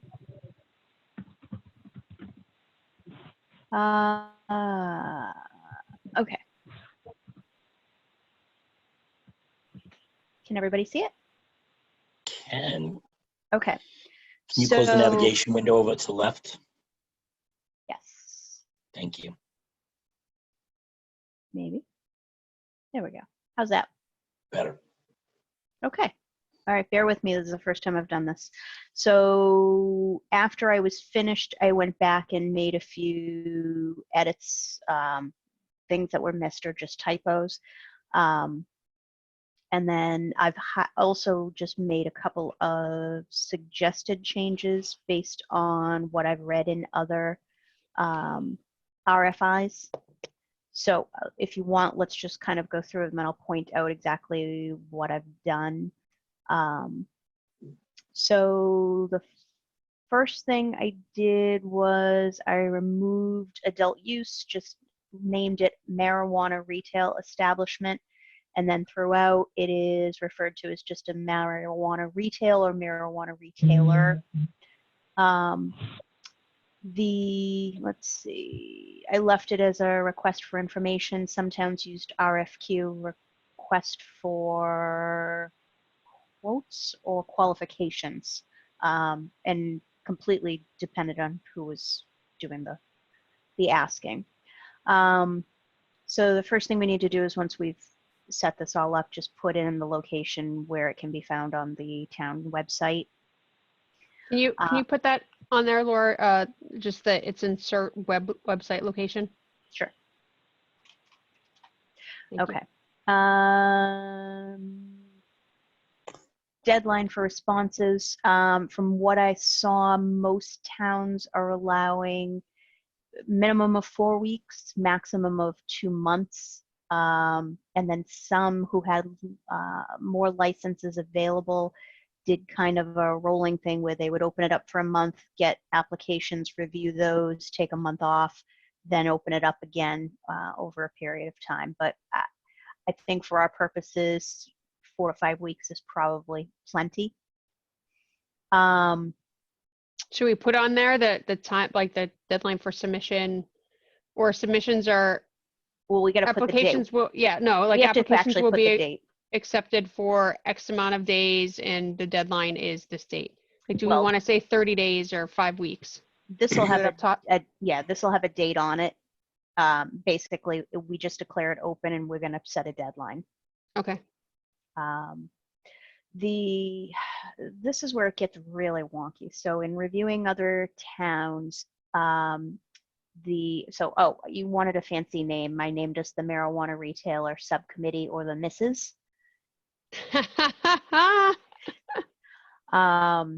You're kind of proud of yourself right there. I can totally tell. She is. And I don't have her on video. She went to a different screen. I got to look at you, Laura. She went, she wanted something snazzy sounding, and I hemmed and hawed over it, and based on what other towns called it, I just said, all right, that's it. So some towns, literally there was one, I forget who it was, Tingsboro maybe? Literally the town manager is the review committee. Some of them don't even identify. Put myself on mute. Yeah, no, some of them don't actually identify within the application at all who is on the review committee. And some of them, even on the website, doesn't identify who is on the review committee. So for the purposes of, who it's comprised of, it can just be the IDC because it varies from town to town. In some cases, it's a single person. In some cases, it is 17 different people, ranging from people from Board of Selectmen, Planning Board, IDC, Board of Health, Police Chief, Fire Chief, Building Commissioner. They had everybody and their aunt on here. So the only one that I would say that I would question from what you have there. This was from Natick. So this wasn't ours. We were trying to figure out, I think when we last discussed, we were talking about making it just the IDC. I thought we said the IDC with the town manager and the economic development director, which would be Paul, right? Paul. And then have consultation from the chiefs of police, fire department, public health as needed. I thought that's what we talked about the last meeting. Michael? We had gotten rid of. So what? Whoa. We had what did I do? time I thought we manager didn't have the public health. I thought we got rid of the public health person. Yeah, we did not talk about members of the public. We did talk about having the planning director. We had a question mark next to the town manager. We had a question mark next to the police chief. We got rid of the building commissioner. We got rid of a subset of the IDC. We just made it the entire IDC. So apologize. That we went kind of fast. So currently we're talking about having it reviewed by the IDC, the town manager, Planning director. Economic Development Planning Director. I that might be Paul's title. We can That's Paul. circle back. Yeah, I have Okay. his title is right here because that's Yeah. who we've got the submissions going to. So I'm just gonna say, and consultation by other, what's the word I want to use? Department heads. Yeah. Or interested parties. You're right. We took out public health because we said if it were not dispensaries, right? If it were something like cultivation, then we potentially would want their input because of the smell. I was thinking sound, and I knew that wasn't right. Yeah. So the town of So why can't you leave Tingsboro. it? I was gonna say, why can't you leave it kind of general and say, in consultation of other department heads as needed, or you can even say which may include, and then list list the whole bucket. But you don't have to consult with all of them. Okay. Consult with them based on the need, based on what's being asked for, right? Okay.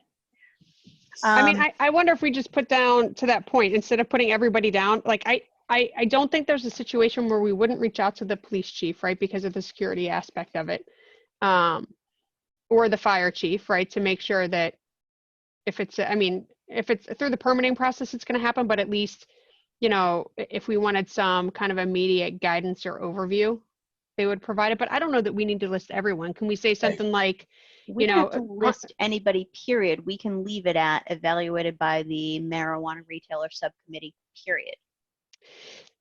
The Mrs. Committee. I don't know, Laura. I think that we should put, like, I could see other board members wanting, like, specifically to have the police chief outlined, right? To say consultation by additional department heads, including but not limited to the chief of police, chief of fire department. I think, I mean, I think the economic director belongs there. I think the IDC belongs there, the police chief, and then the select board. The town administrator is up to debate. Select board I- doesn't get it until after we've reviewed it. It's to Okay. avoid Okay. having Yeah. them involved at that point. So I guess, He's reading what's on your screen, not, Oh, this was Listing. Natick's. This is what Natick decided. when I'm looking at the draft, right? That's what Natick, I This mean, is left alone. This was what Natick had. so what we're proposing, Michael, is the IDC, the planning director, the town manager, and then consultation by others. So the misses would Yeah. be IDC, town manager, and I mean, I guess, you know, again, we're gonna go to Paul and Mike about this. I mean, Mike might say, you know, Paul would represent both of them. Okay. But I think it would be important to include both, because while I think Paul, for the most part, would be aware of, you know, other things within the town that could change. I mean, it's not saying that somebody hasn't reached out to the town manager to have a discussion on bringing other potential business in, right? Right. yeah.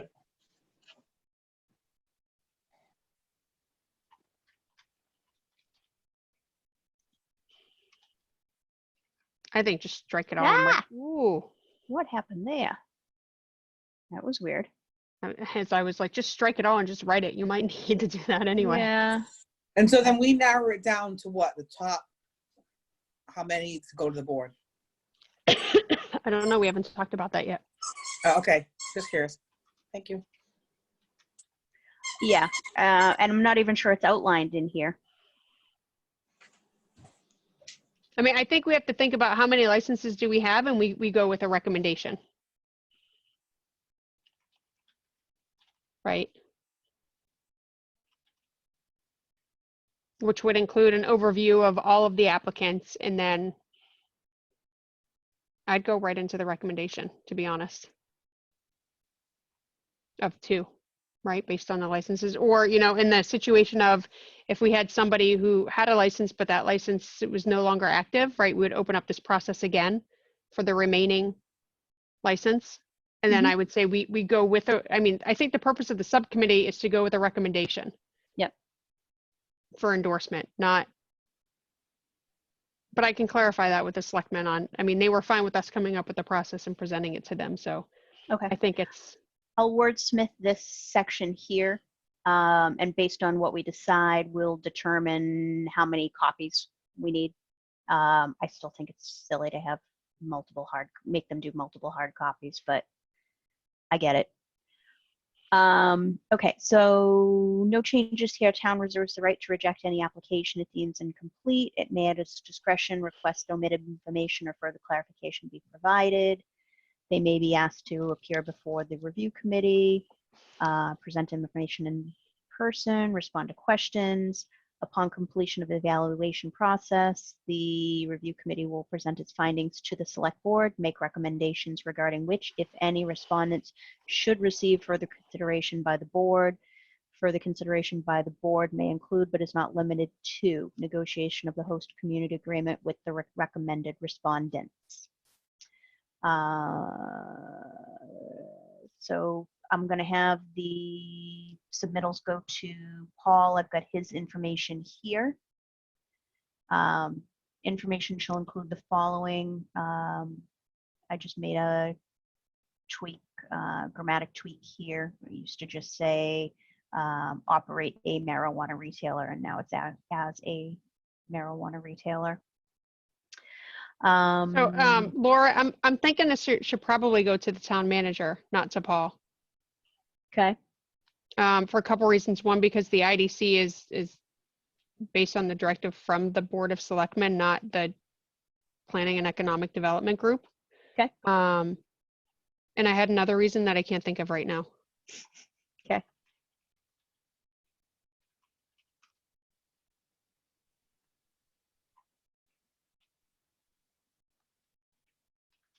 When it comes to mine, Yell it out.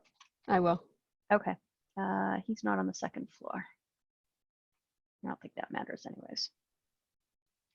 Okay. Application of intent. Documentation that the entity applying for the retailer license with the CCC is an entity registered to do business in Massachusetts, has a certificate of good standing issued within the last 90 days from the submission of the RFI from the Corporations Division of the Secretary of the Commonwealth. I didn't even know what the hell that was. List of all persons or entities having direct or indirect control of the marijuana retailer as defined within general law. Documentation detailing the amounts and sources of capital resources available to the respondent from any individual or entity that will be contributing capital resources for the purposes of establishing or operating the marijuana retailer.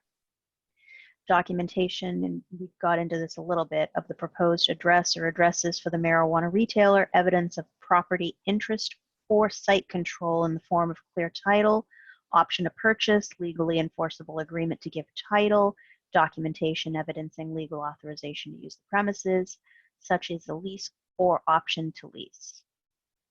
Optional lease, I think, should qualify. Do we want to be that, I'm going to go back to that earlier conversation, right? Do we want to be that specific when this is a potentially a 2-month-long process, right? 4 weeks to have it open. I don't know if we list in here how quickly we would review it, but I think we should have a timeline as well.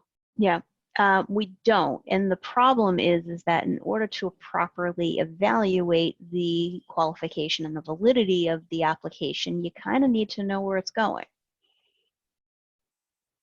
Yeah, I mean, but can we, well, we do the property interest, right? So we're saying documentation of the proposed address. Yeah. And evidence of property interest. And we talked about this last time, right? Wasn't there some with this property interest, like, is it a legal term? Didn't we Google that or something? Site control is what we Googled. Site control is what we Googled, yeah. So what would be the evidence for property interest? Me saying I'm interested in that property. Yeah. Right. I mean, so I guess it goes back to and they them don't saying, have to have yeah, a we're property. interested in leasing to them. Yeah. I think we stay consistent with site control. But you know what I think we should put in here? I think we should put documentation of proposed address for the marijuana retailer and evidence of property interest or site control, establishing adherence to the marijuana overlay. It's under the next one down. Okay.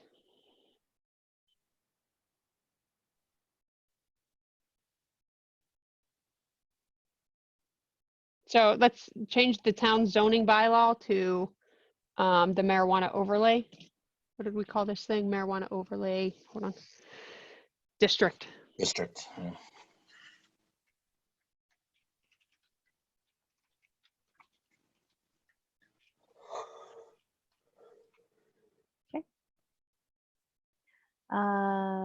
So I don't think we need a survey plan, do we?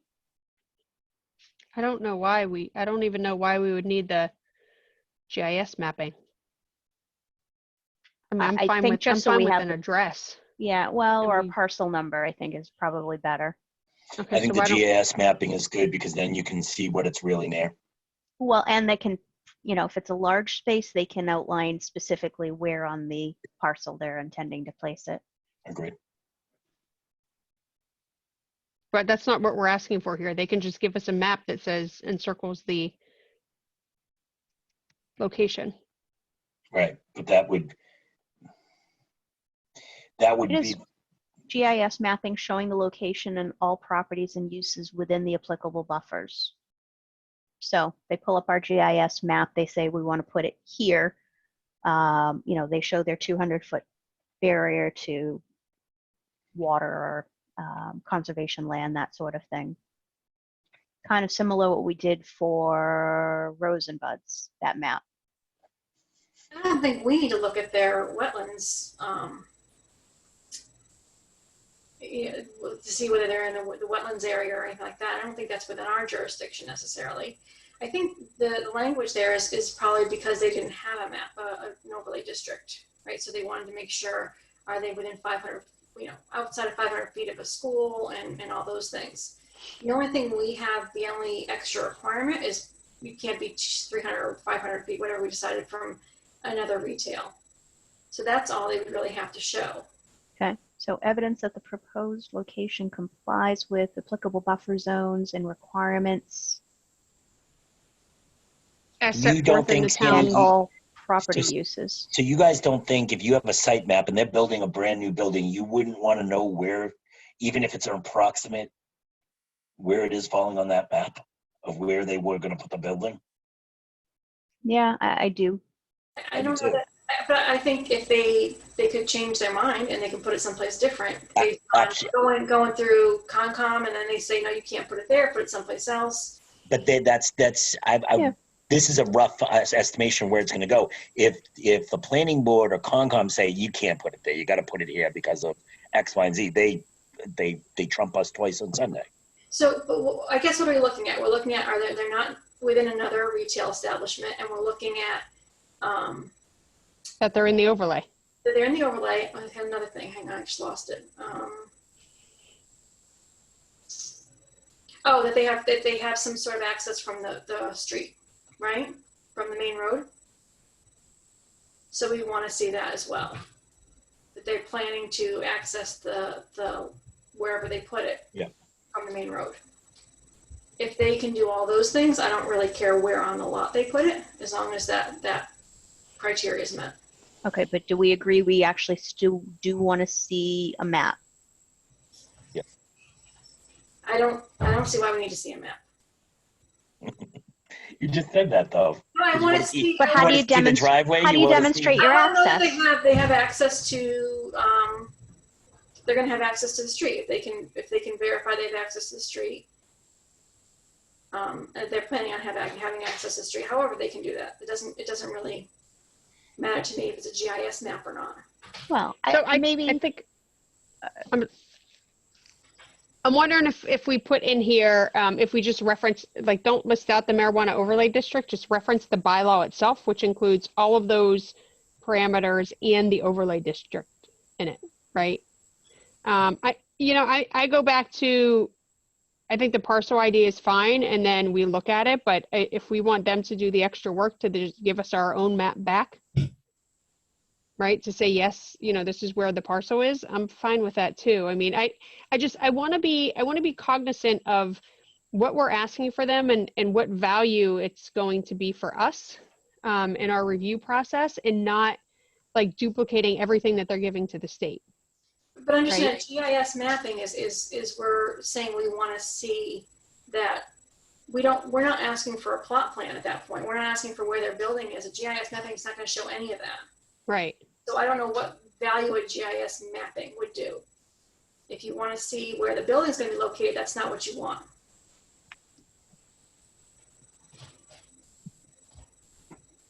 So what do we want? Laura, what do you want when you read, like, without reading this, what do you want? You want to see that they're I in want an to see that it's overlay? in the overlay. Mm-hmm. I want to see where they're proposing to have egress. And Where they- ingress and egress. You want to see a rough plot plan, and you don't want to see the GIS map. No, but So let me ask you a question. Why do we need to see where the egress is going to be? Because they're not going to pass the special permitting process if they don't have egress on the main road. right, but I would hate for them to get to that point and find that out. Where the committee can just say, this isn't going to work, come back to it, you're going to have to modify this. And can we just ask them for like a little maybe acknowledgement that, Checklist to say, I recognize that I have to go, it has to be 200 or 300, 500 feet, whatever it is, between the next retail establishment, and it has to be, have access to the main road. And I acknowledge my plot does that, my plan does that. I would say even more generally that they acknowledge that they've read and understand the bylaws and list these specific bylaws, right? The bylaws for marijuana establishments and what's required of them. Because ideally you want them to make sure that they're meeting all those requirements, right? That the Well, Yeah, we're we don't want asking them anything for- to surprise them like halfway through the process. right. So just make sure have like an acknowledgement that they've read and understand the bylaws. Okay, well, it just says, why don't we just leave it as basic as evidence, and that's how it starts, evidence that the proposed location complies with the applicable buffer zones and the zoning requirements, and As set forth in where the is it? As town. set forth in the town's bylaw and the marijuana overlay district. I'm fine with that. Yeah, me Okay. too. Do we want them to, I mean, do we want them to say, to provide an address and or a parcel ID? They already do up here, Where's up can- here? right here, proposed Gotcha. address or addresses, we can Yep. put in there, and parcel IDs. And or?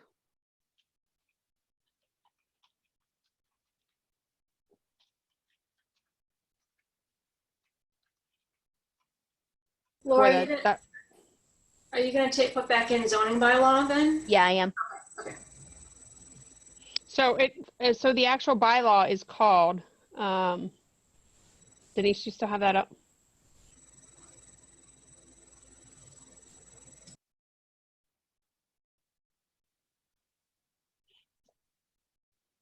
I can't, Denise, are you muted? You're muted. She's gone. I'm Oh, I here. see her there. I'm here. What- I'm here. what- I'm here. What's the name of the bylaw? I'm looking at right now. It is. I apologize for the background noise. You're fine. Tell those kids they should be going to bed. They have school in the morning. It's adorable that you think it's the kids. Article 21, marijuana establishments and medical marijuana treatment centers. So that's what we should put in, as set forth in the marijuana establishments and Hang on. marijuana treatment centers. You can say Article XXI. And the town zoning bylaw, Article XXI. Okay. Yep. And marijuana overlay district, or is the that- marijuana overlay district within that bylaw? The word article before the XXI. Got it. And marijuana overlay district is in the bylaw. It's part of it. So we don't So need that to- then. So you could say to include the marijuana overlay district or something like that.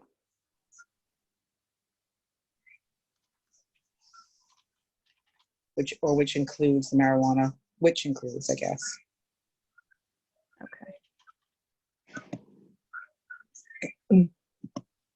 Okay. Okay.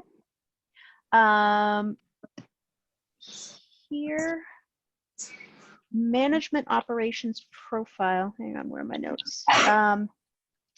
So timeline for achieving operation of the marijuana retailer. Evidence the marijuana retailer will be ready to operate within the time frame.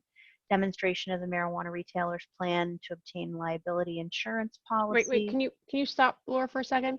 Yeah. Is it me or is that sentence just repeating itself? Item A.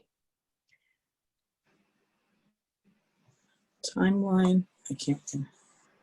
Timeline for achieving operation of the marijuana retailer and evidence the marijuana retailer will be ready to operate within the timeline. Retail It's establishment. kind of, well, they're Yeah. kind of,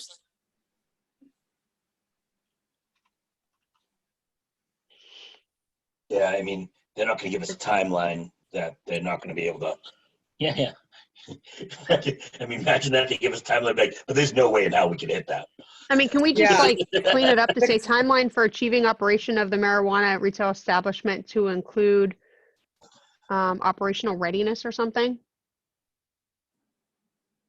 I don't even know if you need any of that afterwards. That's I fine. think you do the. That's what was here, Yep. Cut it. period. Perfect. because they better keep the timeline. Yeah, I think that makes it more concise. Demonstration of a marijuana retailer's plan to obtain a liability insurance policy. Detailed operating policies Wait. and Pause on that. If that's something that's done by the state, do we need to see it? what is done by the state. If they have to obtain liability insurance through the state in order to get their license, is it something that's going to add value to our review process? I don't know. KP Law wrote these. Ask them. Okay, can you put a comment on there? It doesn't hurt. If they've already got to do it for the CCC, it's basically just copying a piece of paper.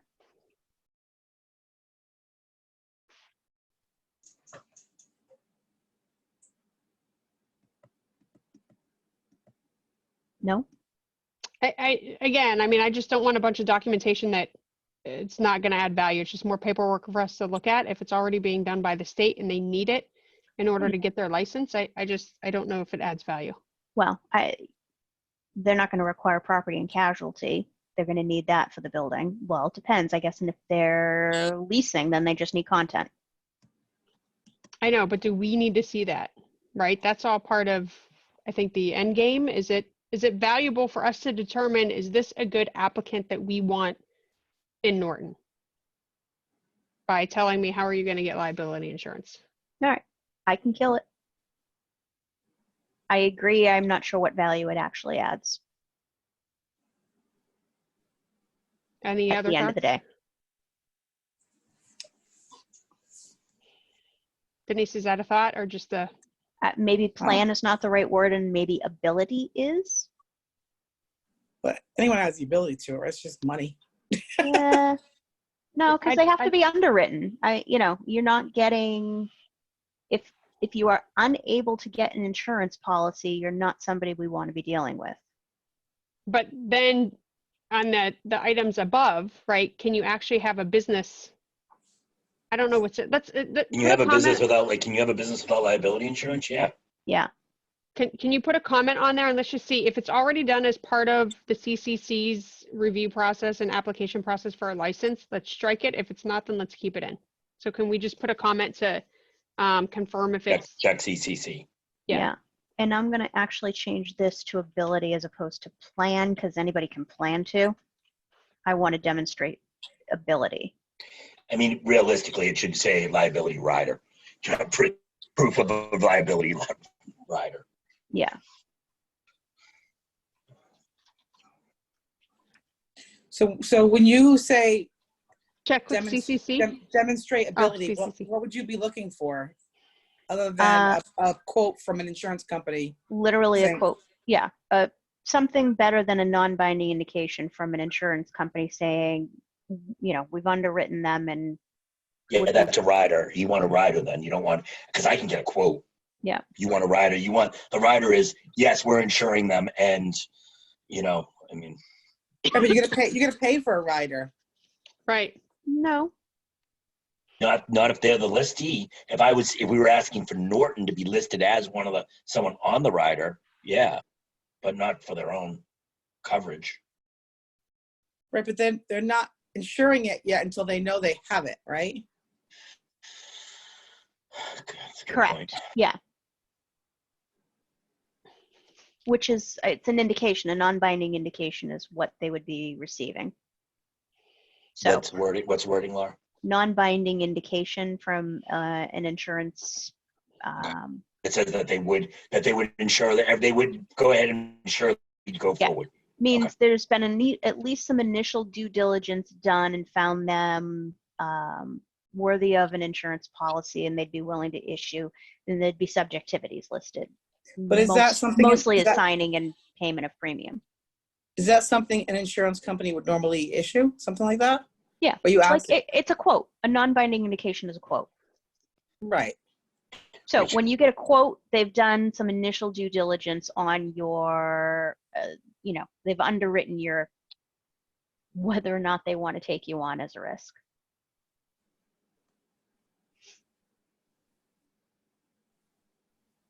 And generally, from a personal standpoint, with, let's say, car or home, you know, basically they're running your social, they're looking at your credit. Are you a Excuse me. I can't think of the word I want. Or your Are you, risk. yeah, are you a low risk individual?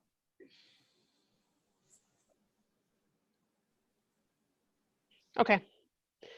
So let's leave it as is. And again, if it's in the CCC, we'll strike it. You know what the conference call does? It eliminates the chance of just slipping in some sarcasm here and there. You can't say, you just can't do it. It's like, it's more obvious when you try to drop in some sarcasm.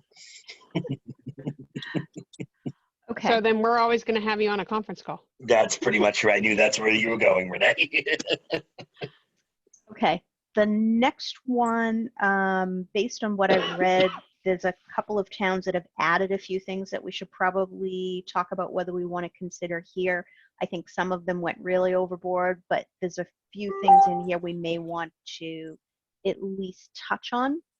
So detailed operating policies and procedures from the retailer, including but not limited to the following to the extent applicable to the proposed operation. 1, security. 2, a personnel policy. 3, prevention of diversion of marijuana to minors or the illicit market. 4, storage. 5, transportation and on-site deliveries, both to and from the marijuana retailer. 6, delivery to customers. 7, record keeping and maintenance of financial records. So this is what was written by KP Law for Natick. A few other towns have gone into detail with traffic, parking, and queuing of customers. I think those queuing, besides queuing of customers, everything else is handled by the planning board. Okay. I think it is too, but you know what? I think I'd like to know parking. I Some think location. parking and queuing of customers is probably something we may want to know about, especially if we're looking at, you know, a particular parcel size that might be of a smaller size. Will they have a business plan? Will they have submitted a business plan to the CCC? Yeah, they have to have started the CCC process. So we're actually asking for their business plan somewhere. But they don't, right? They can't go to the CCC till they have a signed HCA.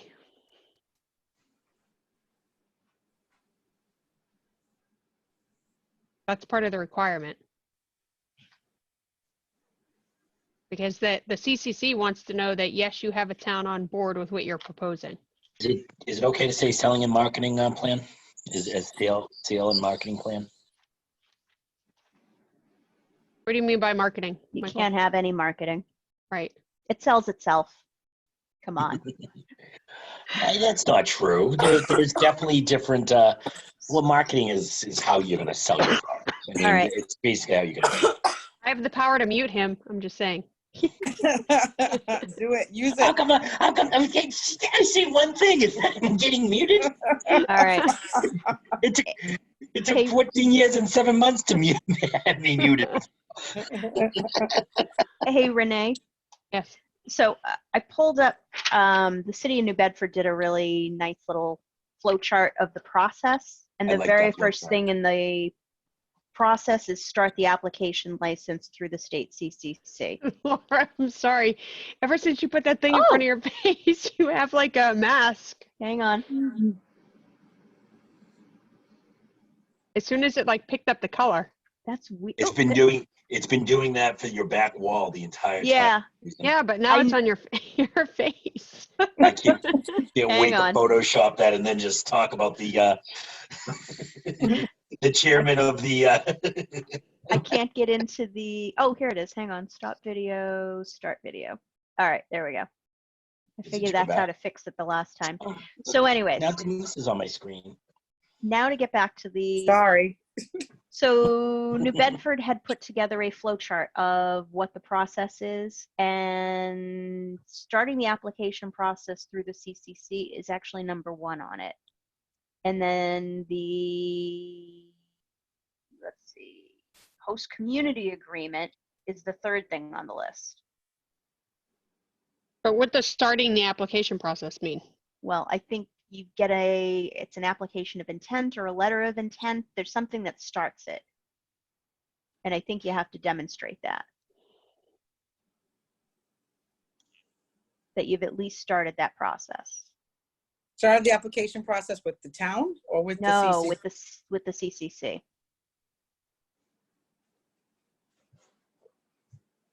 So I think if I remember correctly, and it's been a while since I looked at it, but I'm pretty sure that there is a notice of intent or letter of intent or something that initiates the process with the state.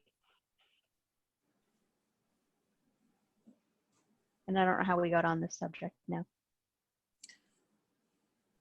We got on the subject because of We a were question talking that Michael about- asked. Yeah. Oh, parking and I started with parking and queuing. And traffic. Yeah, queuing of customers and traffic. Yep, but I don't know how we got to this topic. Really want to know how they're going to basically, you're going to wait in line here. You're going to be 6 feet apart. That's really what you want to know. You're basically going to be met at the door by a security guard, buzzed in. Then you're going to go through, you show the ID at the second level, go there, go on the second line because the first line is medical, right? Really? I mean, this is what you want to know? I was gonna try to go on to the CCC to figure out what the application process starting documentation is, but I cannot. Okay. You gotta create an account, and I don't want to do that. Oh, I see. Again, I don't remember how we got here. So we were talking about whether we wanted to include things, traffic, maybe not necessarily, although one of these towns is making them agree to do a traffic study before they even get to planning. So you know what I would say on this? I would say like overviews. Like, so this is saying detailed operating policies and procedures, which is fine. But when you get into some of these, like, I'm fine like having an overview, like a discussion or just a general paragraph that says, look, if we have traffic issues, this is how we're going to mitigate it, right? Because Yeah.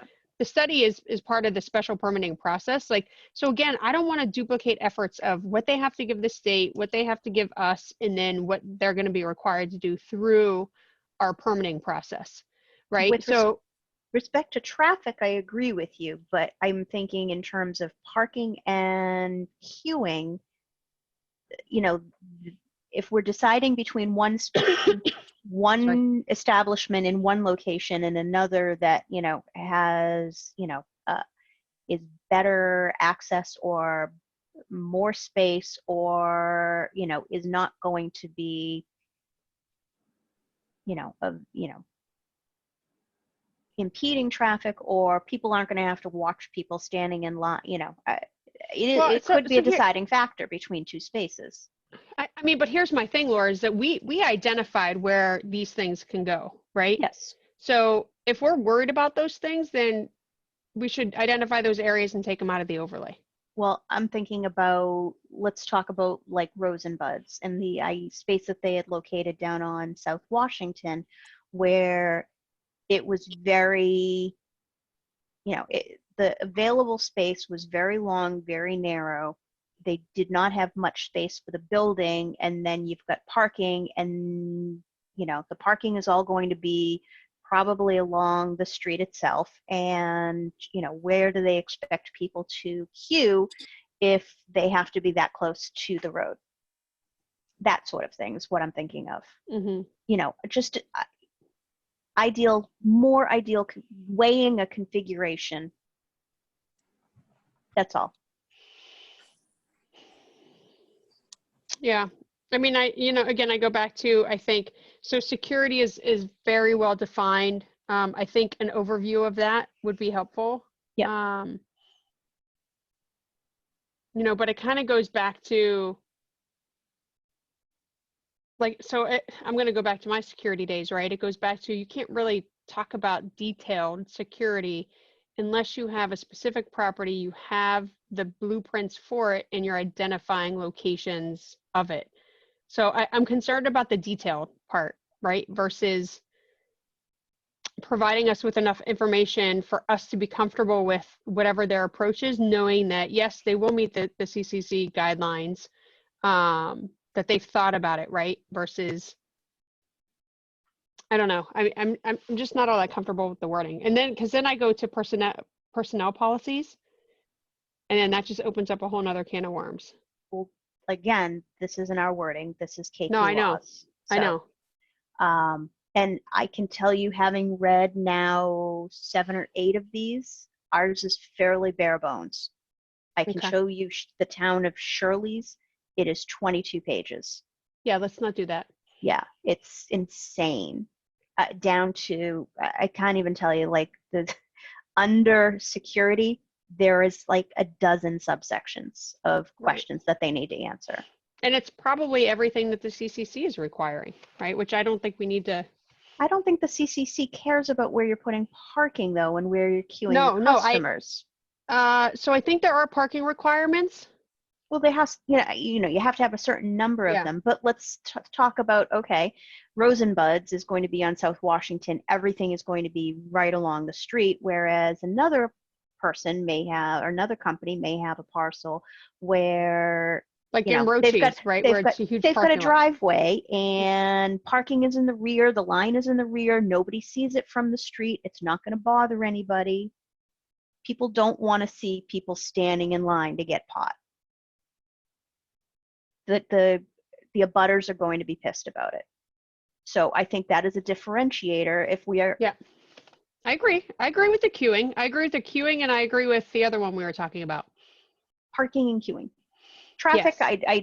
traffic I could leave out. It is something that a lot of them chose to address and ask for their policies and procedures and how they propose to, accommodate it. One of them going so far as to require a traffic study, which I thought was insane, but Well, again, I mean, we do, but it's part of special permit process. yes, you'll get to that. I don't think this process needs to be that quite involved. Did anyone just watch Michael go like off his screen like Beetlejuice head, and then yeah. I see you guys. Sorry. I'll stop. Okay, so do we want to put something, we do want to put parking and queuing of customers? Yes. What is Storage. yeah, add those in first, and then Do we want them in the same line or separate? I'll do separate.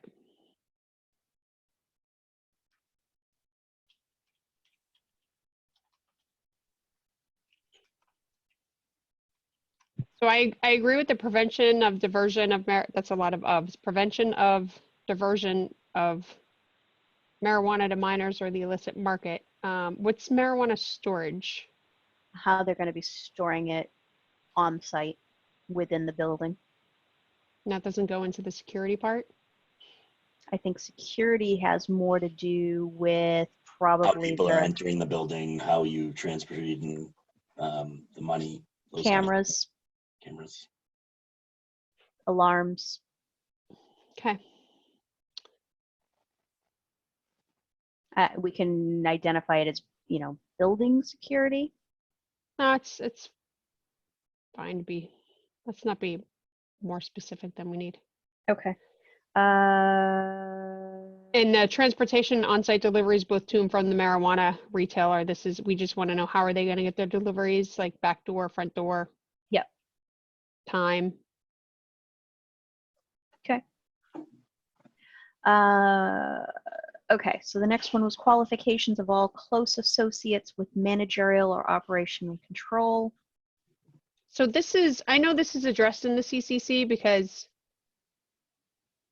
it's a requirement, right? That I think everybody has to do background check, if I think so. remember. Yeah. That term is definitely what we've seen within the CCC, so it's Yeah. something that they should be. And we believe that this will Familiar provide with. value to our review process. I think so, yeah. I mean, would you want somebody, never owned a business before?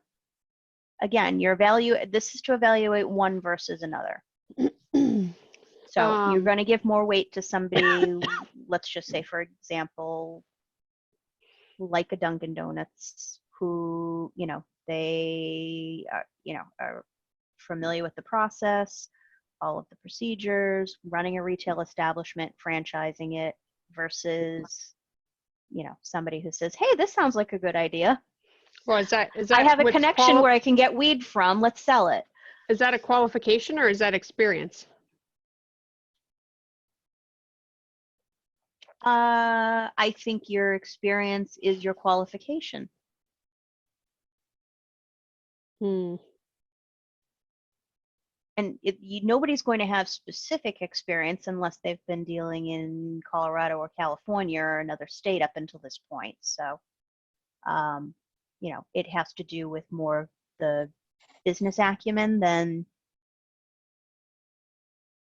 the specific industry.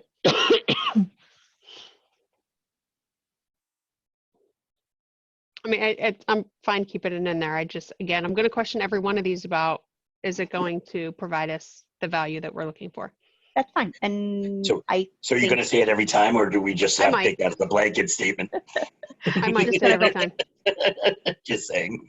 Like I can tell you on item E, right? That's specific to the CCC, and I mean they have to abide by that. I don't know why we care. I mean, because they're not going to get a license if that's not in place.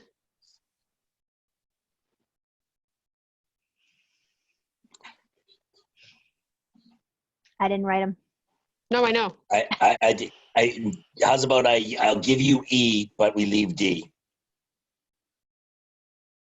Yeah, I You think we take- already agreed to leave D. Okay, and D, but you didn't. So I'll take you on that. Well, yeah, we moved on to E. All right. Just because you went there, but you've been kicking and screaming.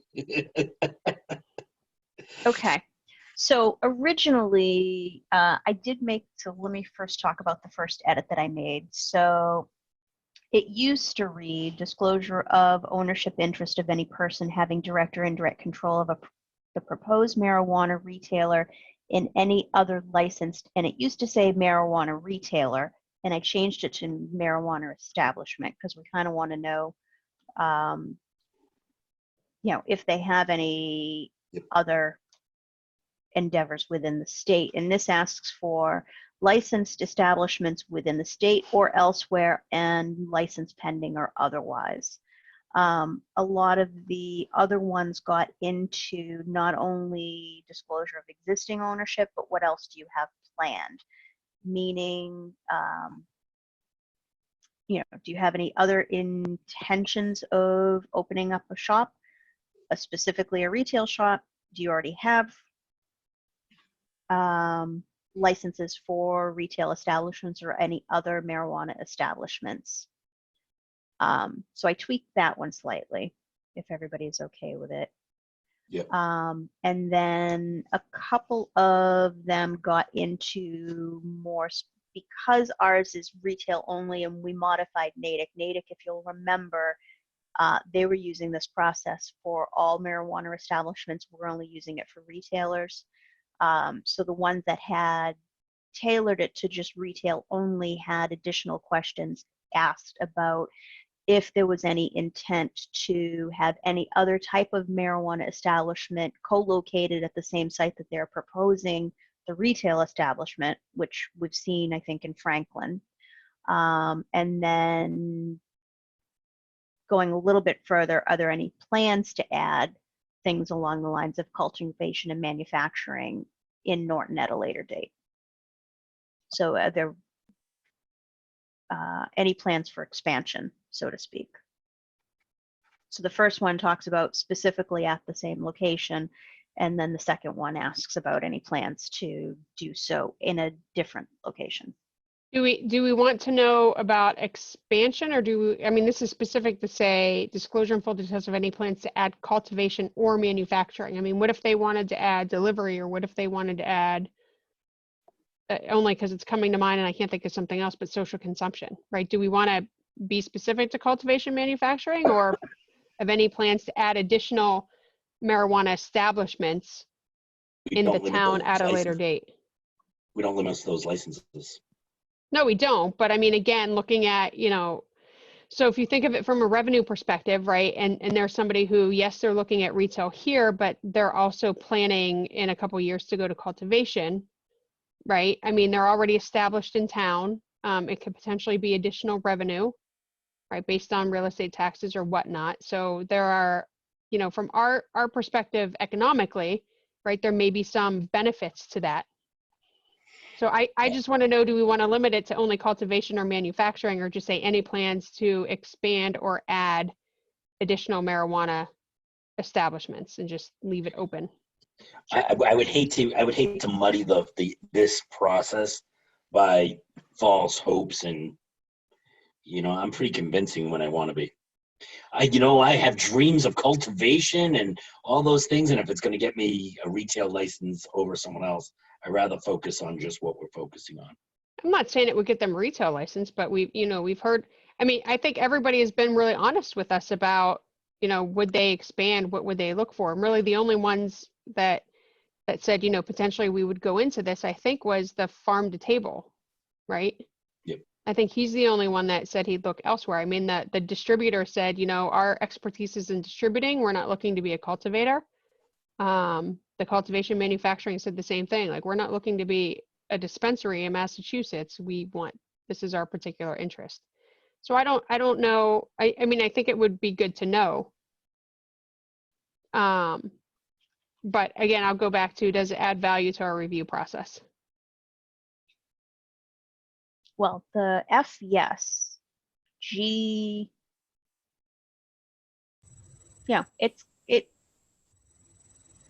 I would hope that would be forthcoming without having to ask for it if they had plans to expand their operations. Okay, so then let's strike it. Why didn't you just put the What, two of them together? what's the risk of leaving it in there?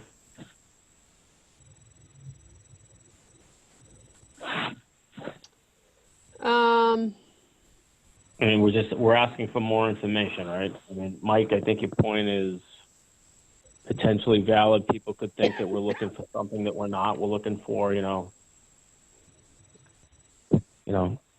mean, to me, it's a simple question. They're gonna have an answer, or they're gonna make something up. Yep. I don't think it hurts to leave it in. Okay. I mean, I'm fine with it because, again, it goes back to, potential revenue. But I don't want it to be something where they're like, oh, well, we're just going to throw this out to you because we think we're going to have a better shot.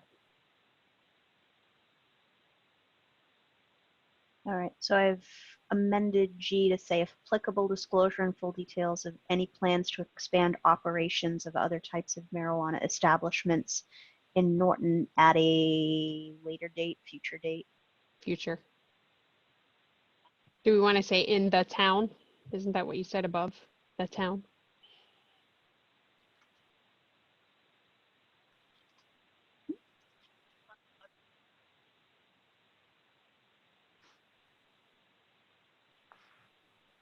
Okay. H was always there, training plans for employees. I think that's good. So Okay. Would that be not covered under some of the policies we're looking for in section, I think, C?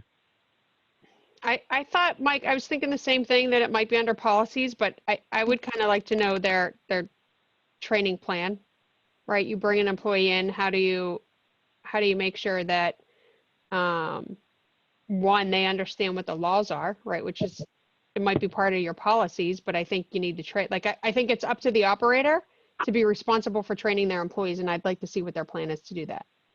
I'm viewing C, the personnel policy, as more of the hiring policy. That was how I was reading it, but. I'm curious if we haven't heard anything about underage sale. I can tell you right now, over in Brockton, there were definitely underage kids buying over there. We did. Item number 3 up there says prevention. I think it's supposed to say prevention or diversion of marijuana to minors or the illicit market, not prevention of diversion of. Well, no, I think that's right. Prevention Prevent of diversion of pot. prevention of diversion. You want to stop? I'm gonna get slap happy now. Yeah. Prevention. It's all going to sound silly. It, You want to stop the Laura- diversion of marijuana Laura- to minors. I still it's think it's prevention or diversion. Prevention of No, diversion. because I don't know. diversion means you are giving it to the minors. You want to stop the diversion. Can't they Diversion's just the say prevention prevention of of the the minors? sale of marijuana to minors or the illicit market? I'm just saying, because it's, I don't know what time it is. it's like a double 9 o'clock. negative is the problem. Yes.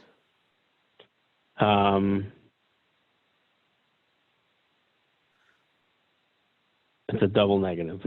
Yeah, I can't see the thesaurus. You guys are blocking me. Oh, there it is. No, you don't need me to. Prevention of routing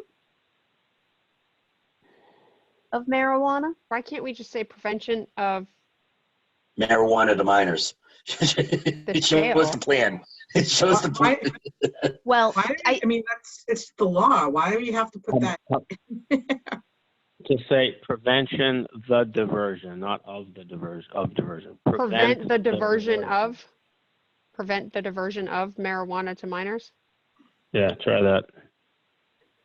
I mean, are we really just saying that your plan to comply with the law? well, Yes, it but I think is, it's but important. I think it's No, it's also what- it gets into the security and making sure that it's not readily accessible by a minor. Somebody It can't gets- break in and get it. Well, I think it goes back to the personnel policies and training to say that somebody understands that if there's a minor hanging outside and somebody comes in to buy, that it's just like liquor, right? That they acknowledge and they are aware and they identify that this person may potentially be buying for a minor. Right. I'm going to go back to my training from when I worked in a convenience store. So let me ask you this question, because I was probably one of those minors that had an adult. I may or may not have been purchased. We're being alcohol. recorded, Denise. By the way, I think that would put Denise. your bar at risk. Denise, you're asking for a friend. but if you're working in the store and you see an adult come in and a minor waiting outside, and you think, gee, this guy might be buying this for the minor, can you not sell it to him? Correct. So you just refuse sales to that guy? You Yeah. say, Sure. I think Yeah. you're buying it for a minor. Within your rights. Yeah, I mean, you could do that with alcohol. Yeah, I think it would be the same. You're contributing to the delinquency of a minor. Okay. So make sure the minors stay off site. Nice, Denise. Real good. So really, Denise, what it's saying is you were doing the wrong thing. Not someone that I know of. Right. Called your husband? What? I mean, I'm only teasing. I've heard about their NASCAR. I mean, their Talladega stories. Oh God. Those will be. I'm still with prevent the diversion of marijuana to minors. Oh, you're going to do something else. Prevent access. Prevent access or sale. Oh, access. Sale is under there. Yeah, fine. Nice job. Thumbs up. Wait, I have a thumbs up. I think we should go back to diversion. Just kidding. Everybody go down to the bottom of your screen and there's a reaction button. You can clap or you can give Laura the thumbs up. There's I a don't reaction. see that. Oh, Denise, Yeah, you is might not there- have it. You're on the phone. I'm not on the Where's phone. the Where's not the on the phone. thumbs down? Where's this? There is no thumbs down. So if you scroll down to the bottom, your ribbon will come up. Your menu ribbon should come up and it says reactions. And you have a clap or a thumbs up. Denise, we can't love see how you they- anymore. I love how they took that away from me. I don't have that. Well, maybe that was All a right. host control. I don't Moving on. think I have either. I should be able to dislike that change. What happens if I raise my hand? I see that you've raised your hand. I'll lower it then. Thank you. Can I give you the finger? Sorry. All right, moving on. Yeah, 9 o'clock. I got things to do.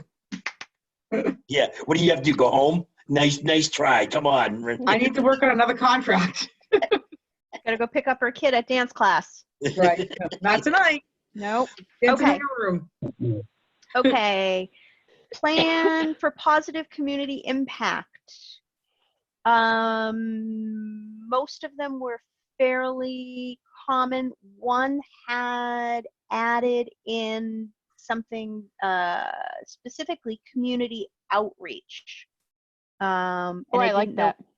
didn't know if we wanted to add that in here. So proposed hours of operation, ensuring protection of public health, proposal of full and part-time employee and anticipated benefits packages for employees, demonstrating municipal benefits that the retailer will provide to the town, financial or otherwise, diversity plan to promote equity among minorities, women, veterans, disabilities, gender identity, sexual orientation, environmental sustainability in sourcing of products within the overall operation, status as economic empowerment or social equity applicant.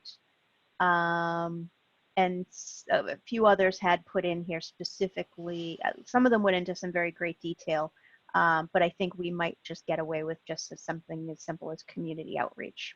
I think community outreach is good. Yeah. Do we want to put anything about employment opportunities or how they would potentially source for residents as employees? Well, I would choose that over some of the ones that are already there. I mean, we've got C, proposal for full-time. I think by putting it under community impact and telling them that's what we want, that's what we're essentially inferred. asking for. Yeah. Okay. I'll buy it. Okay. Where do we want to put community outreach? Any proposed plan? I think you put it as its own. No, I know. I'm just trying to figure out where. I'd put it under B. B? Because you have proposal for ensuring the protection of public health. Yeah. I'd put it. And everything else gets into like employment.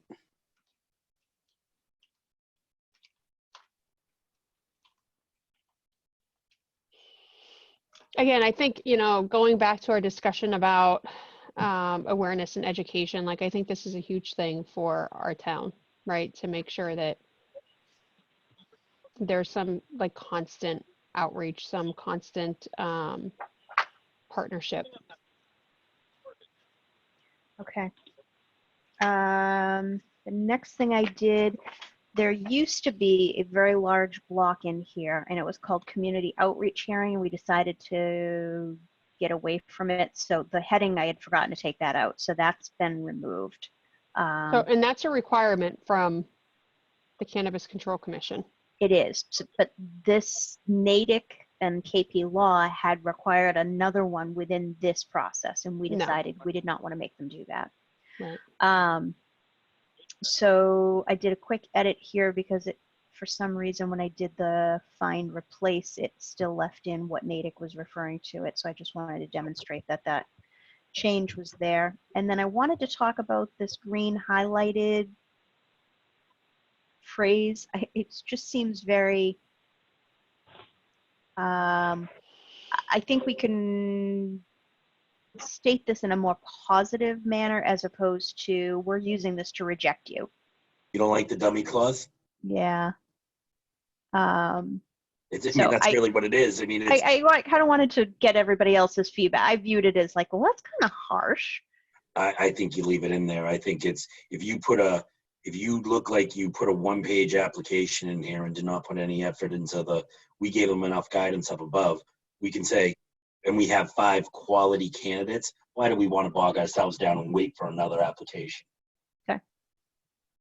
Is there a better way of saying it, though? A more positive way of just saying, we're using this as a means to identify a more favorable applicant, the more favorable applicants. Somebody talking? I think it's somebody's background noise. Oh, okay. I'm happy to leave it. I just was bringing it up for when I reread it the second time, I'm like, that's kind of harsh. I mean, I get what you're saying. I just don't know how you change it without, as a means to identify the most qualified and favorable applications. But I think being more transparent to say, look, if you don't give us the information that we've requested and you give us a lot of blanks, we're not even going to consider your application. I'm fine. Not something I wanted to fight about, just something I Yeah. brought up. Is there another word other than reject that sounds more polite? Where's our attorney in this? She's muted.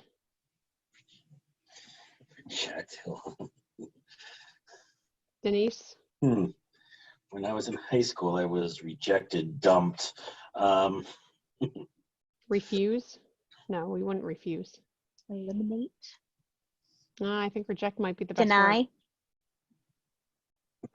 Well, so deny to me denotes that we would have an official Yeah. kind of letter back Not to now, them. not ever. Yeah. Right. Okay. Let's just leave it. Would it be different to say, oh no, I was going to say change that from applicants to applications, but the missus may employ the preliminary It review kills me. process. You as guys a are means so to sensitive reject. about some things and so insensitive about others. I think it's fine. Okay. Moving on. Application review. Applications will be subject to detailed review by the missus for purposes of making a recommendation to the board as to whether a respondent has met. I'm taking out minimum. I'm just saying the criteria to be recommended. Does anybody disagree? Yeah, if we haven't defined a minimum or maximum, then it's Yeah. all. Okay. Criteria to be recommended to the board for negotiation of a host community agreement in the case of marijuana retailers for which there are a limited number. In the case of marijuana retailers for which there are a limited number of licenses, evaluation will include a ranking of respondents based on the review criteria in Appendix A. Time out. Do we need that first part? Because this is only for marijuana retailers. Shouldn't it just read in the case of multiple applications? Well, in the case of marijuana retailers for which there are a limited number of licenses, that is a true statement. It is, but we've already said that up top. That's the whole purpose of doing the application process. So here's what I'm saying. We may have a limited number and we may rank them, but let's assume for a minute that we have 2 licenses, right? We only get 2 applications and we don't feel that either of them are a good fit or that they're sustainable or whatever it might be. Oh, because I put it up here. Okay, yeah. I forgot, I tweaked this. Yeah, I like what you put up top. Okay.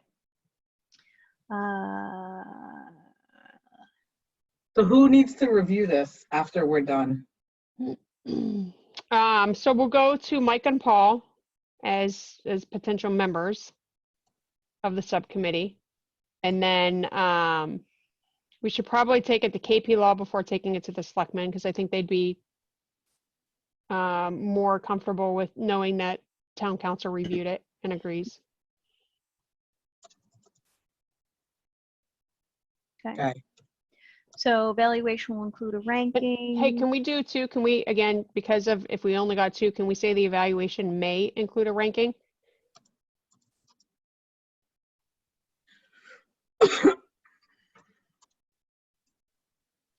May in its discretion assign numeric ratings and weights to various review criteria to determine which respondents have presented proposals deemed to be in the best interest of the town. Town does not discriminate.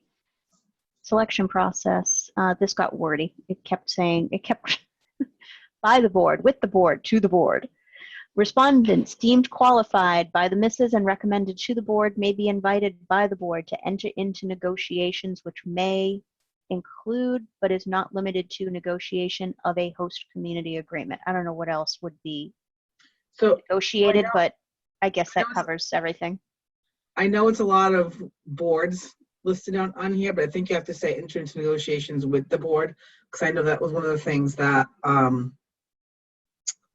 somebody, probably Orrin, wanted to make sure was clear, was identified who was negotiating the agreement, who was going to sign it. And I'd put on there the Board of Selectmen too in the then beginning of it. Let's take out this one. May be invited to enter into negotiations with the board, and then we're down to 2 again. Yeah, Okay. that's fine. It might be easier, instead of saying the board all the time, define board of selectmen somewhere and then just, We did. It's up here like, instead of you put somewhere. like BOS, did you put like BOS with quotations as a shortcut? to No, avoid- she didn't even call us the right thing. She called us the select board. Oh, so just put the, instead of board, just say BOS, right? Oh, no, you guys not called the BOS anymore. No, we up, still are until the election. Yeah, I was gonna say, yes, you are. I was going to say, but when this goes into effect, that change will have happened. Yeah. Maybe. Yeah, maybe Okay. you can't, you not keep it the way it is because Renee's Yeah. absolutely right. They're gonna change it they're gonna change everything once it's Yeah, approved. ignore what I was saying, Laura. You did a perfect job. Thank you. And when you smile, it looks like you're missing a tooth. I know. I keep seeing that. I'm like, oh. Okay, so respondents deemed qualified by the misses recommended to the board may be invited to enter into negotiations with the board, which may include and limited to legalese, post-community agreement. To augment the information provided in the submittal, additional information, interviews, and/or presentations may be required by the misses or the board. Maybe we should say and/or the board. Board reserves the right to reject any and all applications deemed not to be in the town's best interest, regardless of the recommendation of the misses. Neither the town, its board, employees, or any of its agents, attorneys, consultants, or officials will be liable for any costs incurred by the respondent for preparation of their response to this RFI or their participation in subsequent interviews or presentations. And oh my God, there was one of them, one town, and I forget who it was. They were charging, depending on what it was for, $15,000 or $20,000 as a fee. Are you kidding me? To offset the legal review of the host community agreement. No, I shit you not. It's ridiculous. It is. Compliance, respondents providing submissions are expected to follow requirements. Failure to comply, any portion may result in disqualification. Any material submitted by the respondents becomes the property of the town.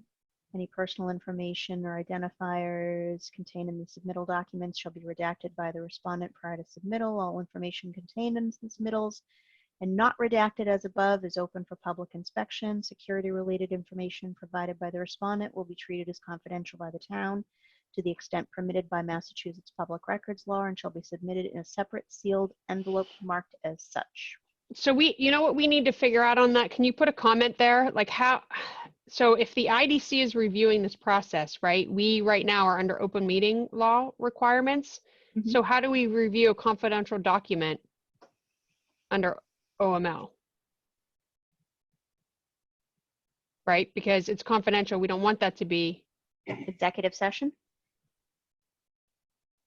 So I let's put a comment in there because we may have to say that we may have to add in here that the review of the review process at just put something that the review process may be occurring in executive session, but even executive session is under open meeting law, right? Like you eventually release minutes. Yeah, that's fine. That's after it's kind of like a moot point. It's okay to release it. Right, but we still at no point would we want to release the security related information because the applicant may have a similar setup in another town, right? So that's proprietary to them. Right. I mean, this is security. I mean, they're using Wells Fargo trucks and to transport money, large amounts of money and all that good stuff. Right, like as we talk about certain things like deliveries and, So, I mean, I guess ask town council, but can you just say review the security information without putting any detail in there? Yeah, but we have to be, I mean, what I would want guidance on, do we have the entire thing in executive session? Because any time that we're reviewing an application, we can jump around to any of these topics. No, I mean, I think we can do it in executive session, but when we summarize executive session for the meeting minutes, Yeah. I think we can just summarize it simply by saying like we reviewed the security information without getting into detail about what specifically the security detail was. Mm-hmm. Do you know what I mean? Yes, I do. To avoid that.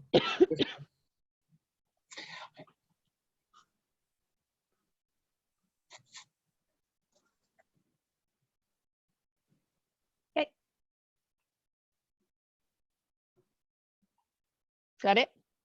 No, when we've got I didn't make any changes to this. This was as exist. I did change the bullet because I didn't like the bullet that they used before.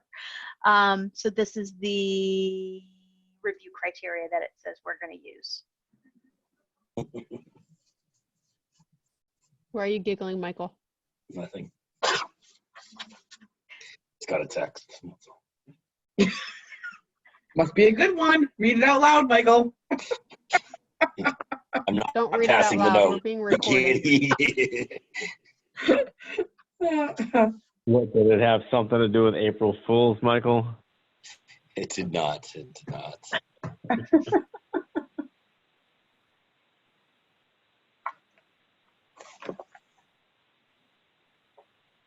All right. So this is just a checklist for us, right? To say It yes, is, they yeah. did it. It's the guidelines that we're going to be using to score them for all Okay, intents and purposes. So we added in, what did we add in? We added in the traffic and the queuing customers. Do we need to add it into here?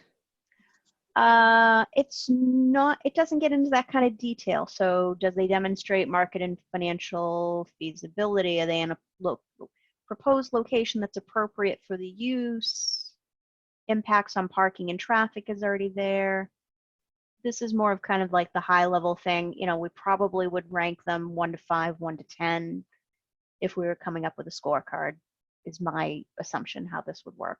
I think I'd put something in there about the queuing, right? So Well, where'd you where's read the parking? So potential Here. impacts, yeah, not limited to potential impacts on parking and customer queuing, like get the traffic out of there. Because we took traffic out, right? Or we didn't add traffic in. We did not. No, but we would still consider it. Yeah. And what's the word I want? Something of customers. Customer flow. Herding, yeah. I'm just going to put queuing of customers because I'm tired and I want to go home. That's fine. And if you're not already home, we have a problem. Yeah. Her boyfriend's home office. She wants to go home.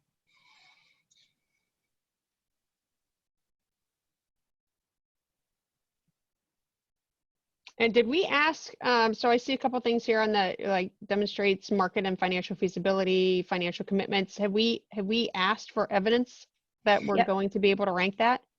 Yeah, we did. Enough evidence? Let me ask that a different way. We asked for documentation detailing amounts and sources of capital resources available to the respondent from any individual or entity that will be contributing capital resources for purposes of establishing or operating the retailer. Did we want to add anything in here about projected revenue streams or anything like that?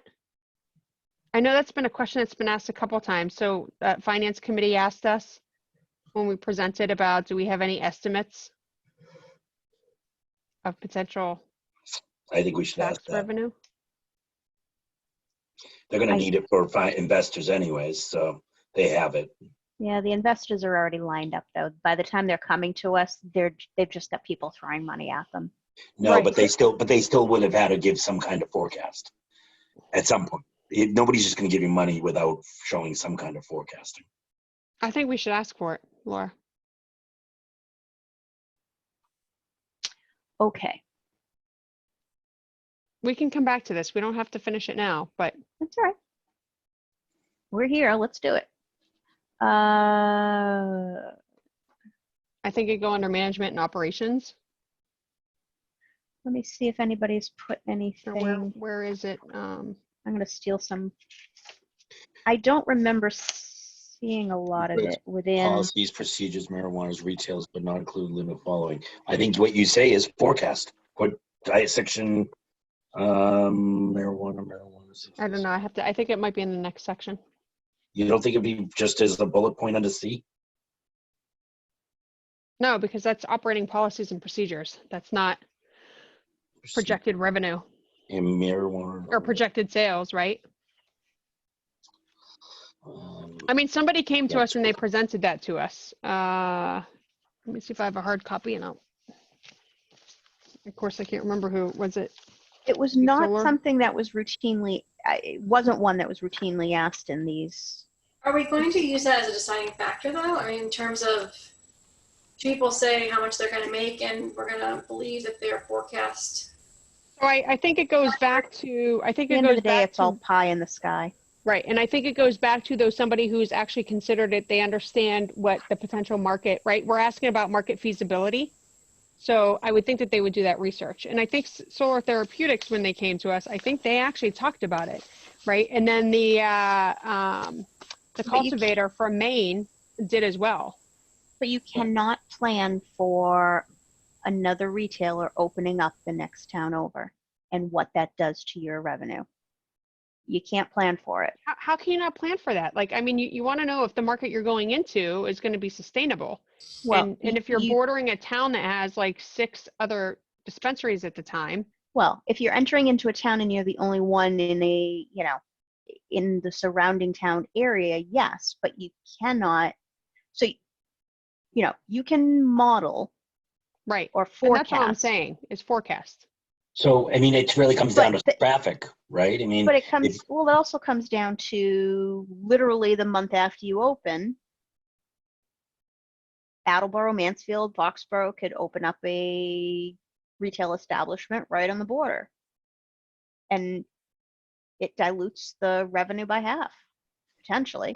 Right, understanding that, but I think that that's something that we take into consideration upon our review, right? I want to know that somebody has a business plan, that they have that model, that they understand what, you know, what the drivers are going to be. And the other thing is I think we've been asked by every committee that we presented Well, they to. all want to know how much money it's going to bring in so they know whether to vote yes or no and whether it's worthwhile. But at the end of the day, nobody can tell them that. No, And but anybody who but there are says that they can projections. forecast sales is they're bullshitting me. No, but everybody does it, right? You have to, I mean, it's with anything, right? Like you don't venture into a new business because. Right, but I'm also telling you that out of all of the RFQs and RFIs I've read, nobody asks for that. I don't Not care one. about that though. Okay. I mean, I think they're great for reference, but again, like I go back to, we've been asked by every group about the potential, and we've had 2 people. And I'm Right. not going to believe any of them, so I don't Present see to why us. to bother asking So, for it. Why wouldn't you believe them, especially for, you know, the company that's already in Maine? I mean, but the company in Maine, they're going by what they see now, Yeah. right? So I don't know why a forecast, why you wouldn't believe a forecast. Because they don't know who their competition is going to be yeah, the day but you after have, they open. yes, but if you know something, if you think you're going to bring in 10,000 customers, you're not going to survive long term, right? I mean, you have to do some forecasting there. You have to know how much money revenue you're going to do.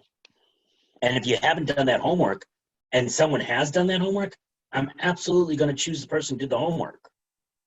We know that you know that it's going to be about an average price of about $36 per item sold, right? And you can forecast off of that.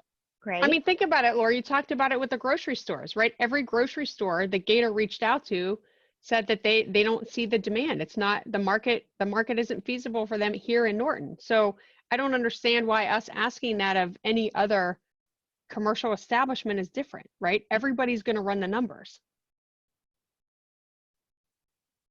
I'm just saying the day you open, somebody could open the next town over from Understood. you and dilute your market. Understood. I mean, but somebody can open in the town and dilute the market. But again, I mean, that's the research, you know, and I said this in a meeting. So somebody had said, I think at FinCom, they're like, well, you know, what if it's not feasible for somebody, or what if it's not sustainable for a particular business? And my response was, it's not up to the IDC to determine that. It's up to the business owner, right? Like, I mean, if you're going to go into a business and you don't know what the market is, or you don't know if you're going to have sustainability, well, then you're playing in a league that you shouldn't be playing in, right? I mean, and that's just not with marijuana. It's with any industry. Sorry, and we Mike. know that within you go any direction. Taunton's about to open one, Attleboro's about to open one, Mansfield's about to open one. And if you haven't, you're coming to us to surprise that about competition, and you haven't done forecasting on that. I don't know. I don't know. I think we should see ask for forecast.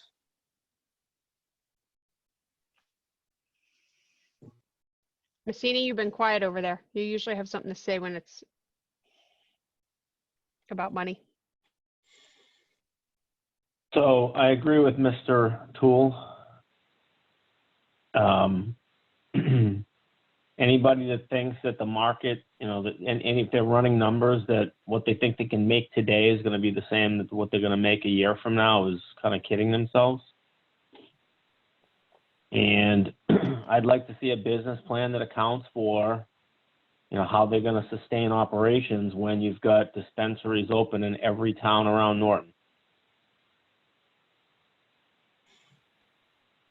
Because that's where we're going, and that's reality. So Roach Brothers isn't closing because Norton can't, you know, we can't sustain a grocery store. It's because if you go within a 5-mile radius, you've got 7 other grocery stores and 7 other options, and it creates dilution. And quite frankly, the prices aren't competitive. So let's throw that on the table as well. Right. And Laura's laughing. So I mean, I shop there; it's convenient for me. But I'm not. Yeah, Laura, I'm not arguing with you. She's laughing out of anger because she's paid the price. It's Yeah. convenient. Right. It's convenient, but when I want to save $30, I go up to Stop and Shop because that's where I get to save it. So Yeah. You buy it's your gonna be lost. the You go in same- and get lost leaders there, and that's it. that's right. Or And it's milk. gonna You know, be you the need milk same- on the way home. It's going to be the same with dispensaries.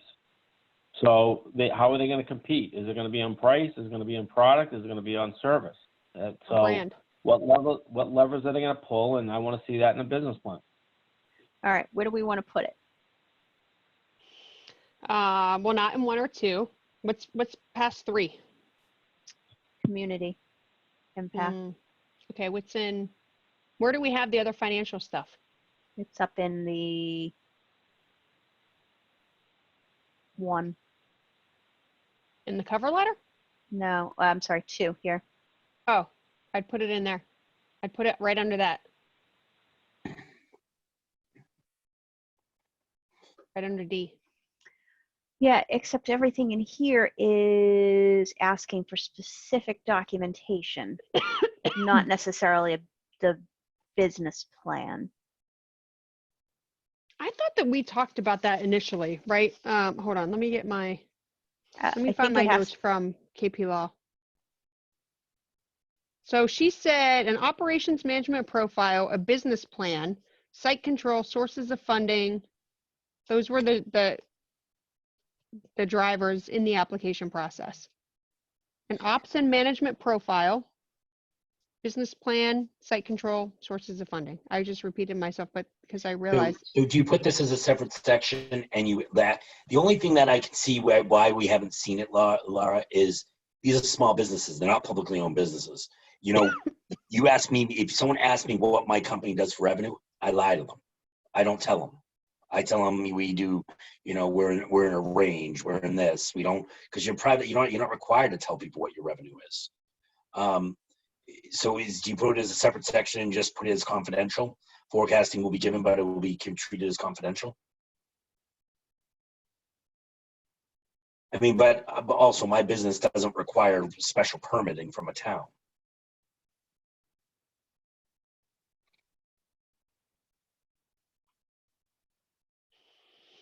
I think it's fine under the application of intent, because I think we say documentation of an operations and management profile, documentation of a business plan to include projected forecasting of sales, or I don't know, somebody give me better language. I think you just said it. I think that was a projected I mean, usually you do it in 5 years, 5-year increments, but you know, whatever you guys want to do.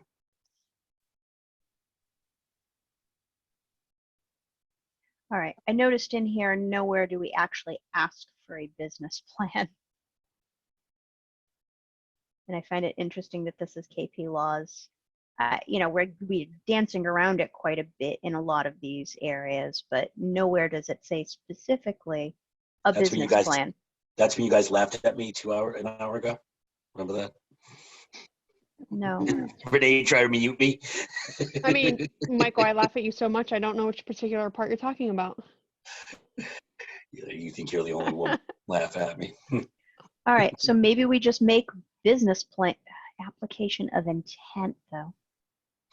Make it a separate section. Just do business plan with a separate section, which includes financial forecasting. No, I think it's still intent, isn't it? A business plan? I mean, that's their plan. Well, you have it on, then put it under management and operations profile. Right? There's the management and operations profile. That's what she said. The next one she told me was business plan. All right. How about we do So you have timeline for achieving business operations. plan, Yeah. which includes Revenue forecasting. and a timeline. Shouldn't it be business plan to include revenue forecasting, timeline for achieving operations? What else did revenue forecasting? We did sources of funding above, right? Yeah. Yes. Hi, Scott. Run, Scott, run.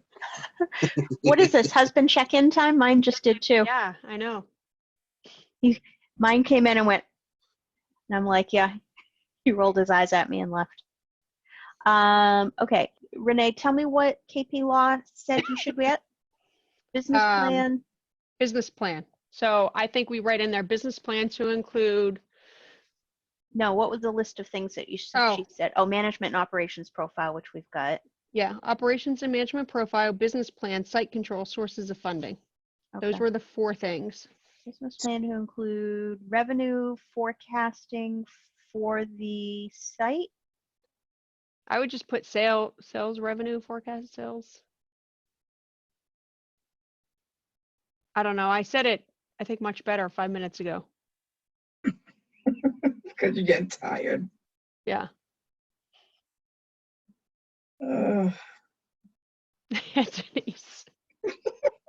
All right, I don't like it with the timeline. I'm going to make the timeline a separate. Why don't you do sub-bullets? Business plan to include sub-bullet, sales revenue forecasting, timeline for achieving operation of the marijuana retail establishment. What else in a business plan? Mike, you said something earlier and I don't remember, but you hit a key point on a business plan.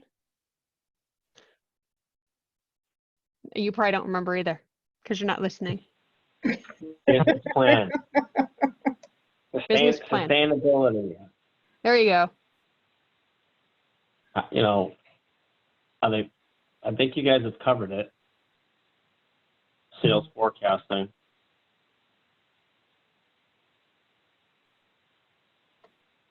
Sustainability in a growing market. Yep. Or just market sustainability. Market analysis. Growing industry. It's not sustainability. I mean, they wouldn't be doing this if they didn't have sustainability. It's a market analysis. Do they know their competition? Does anyone hear anything?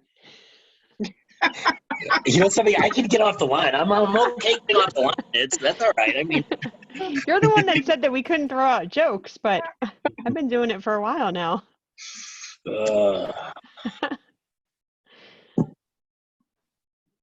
So you don't, I don't know that. I think it is sustainability.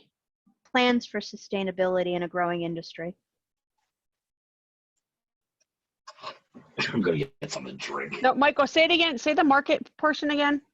Marketability. Market analysis. Market analysis.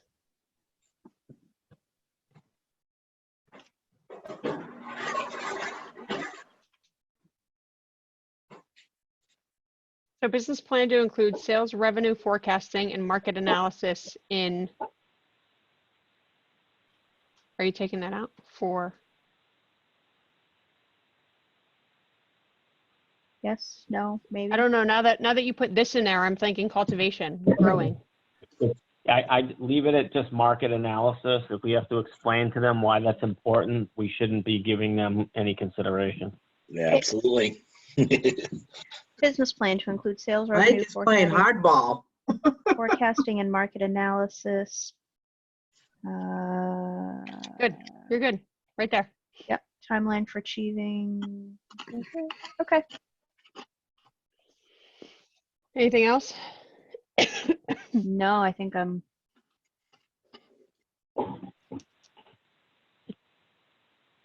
Okay. Do we put anything in here about the whole purpose of this process is to be fair and reasonable? Yeah, we're not going to be. Nice. I forget what the word was. I thought you were going to say we're not going to be fair and reasonable. Isn't that fall underneath the, isn't that second paragraph under the discriminatory process? So there's Well, I mean, that's there's in a respect to discriminatory not, process. that's in respect to not discriminating, right? But I'm saying that this is, No, but there's a second paragraph underneath that says, shouldn't it also say the town will not, does not, and will not? Does not discriminate. Yeah. And will not discriminate. Right, but I don't know. You guys go with that. Well, it implies that we may have in the past. We're not going to going forward. So does it imply that we will willingly discriminate against unprotected statuses?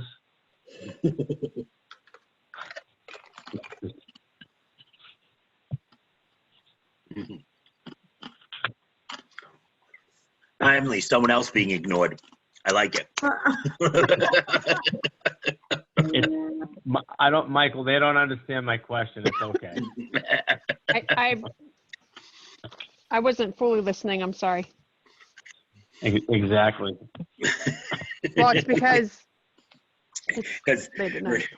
there's a certain frequency Renee can't hear. Mike, All I'm right. sorry. Can you say your question again? Mike? Exactly. He was joking.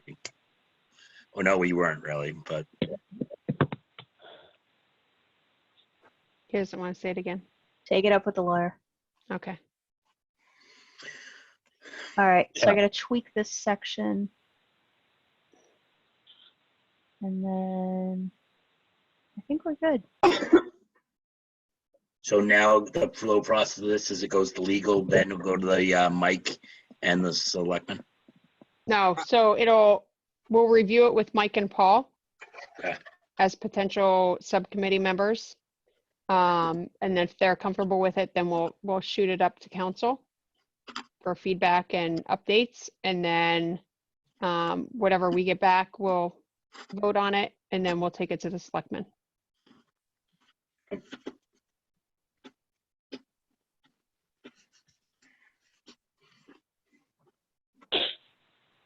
Motion to adjourn?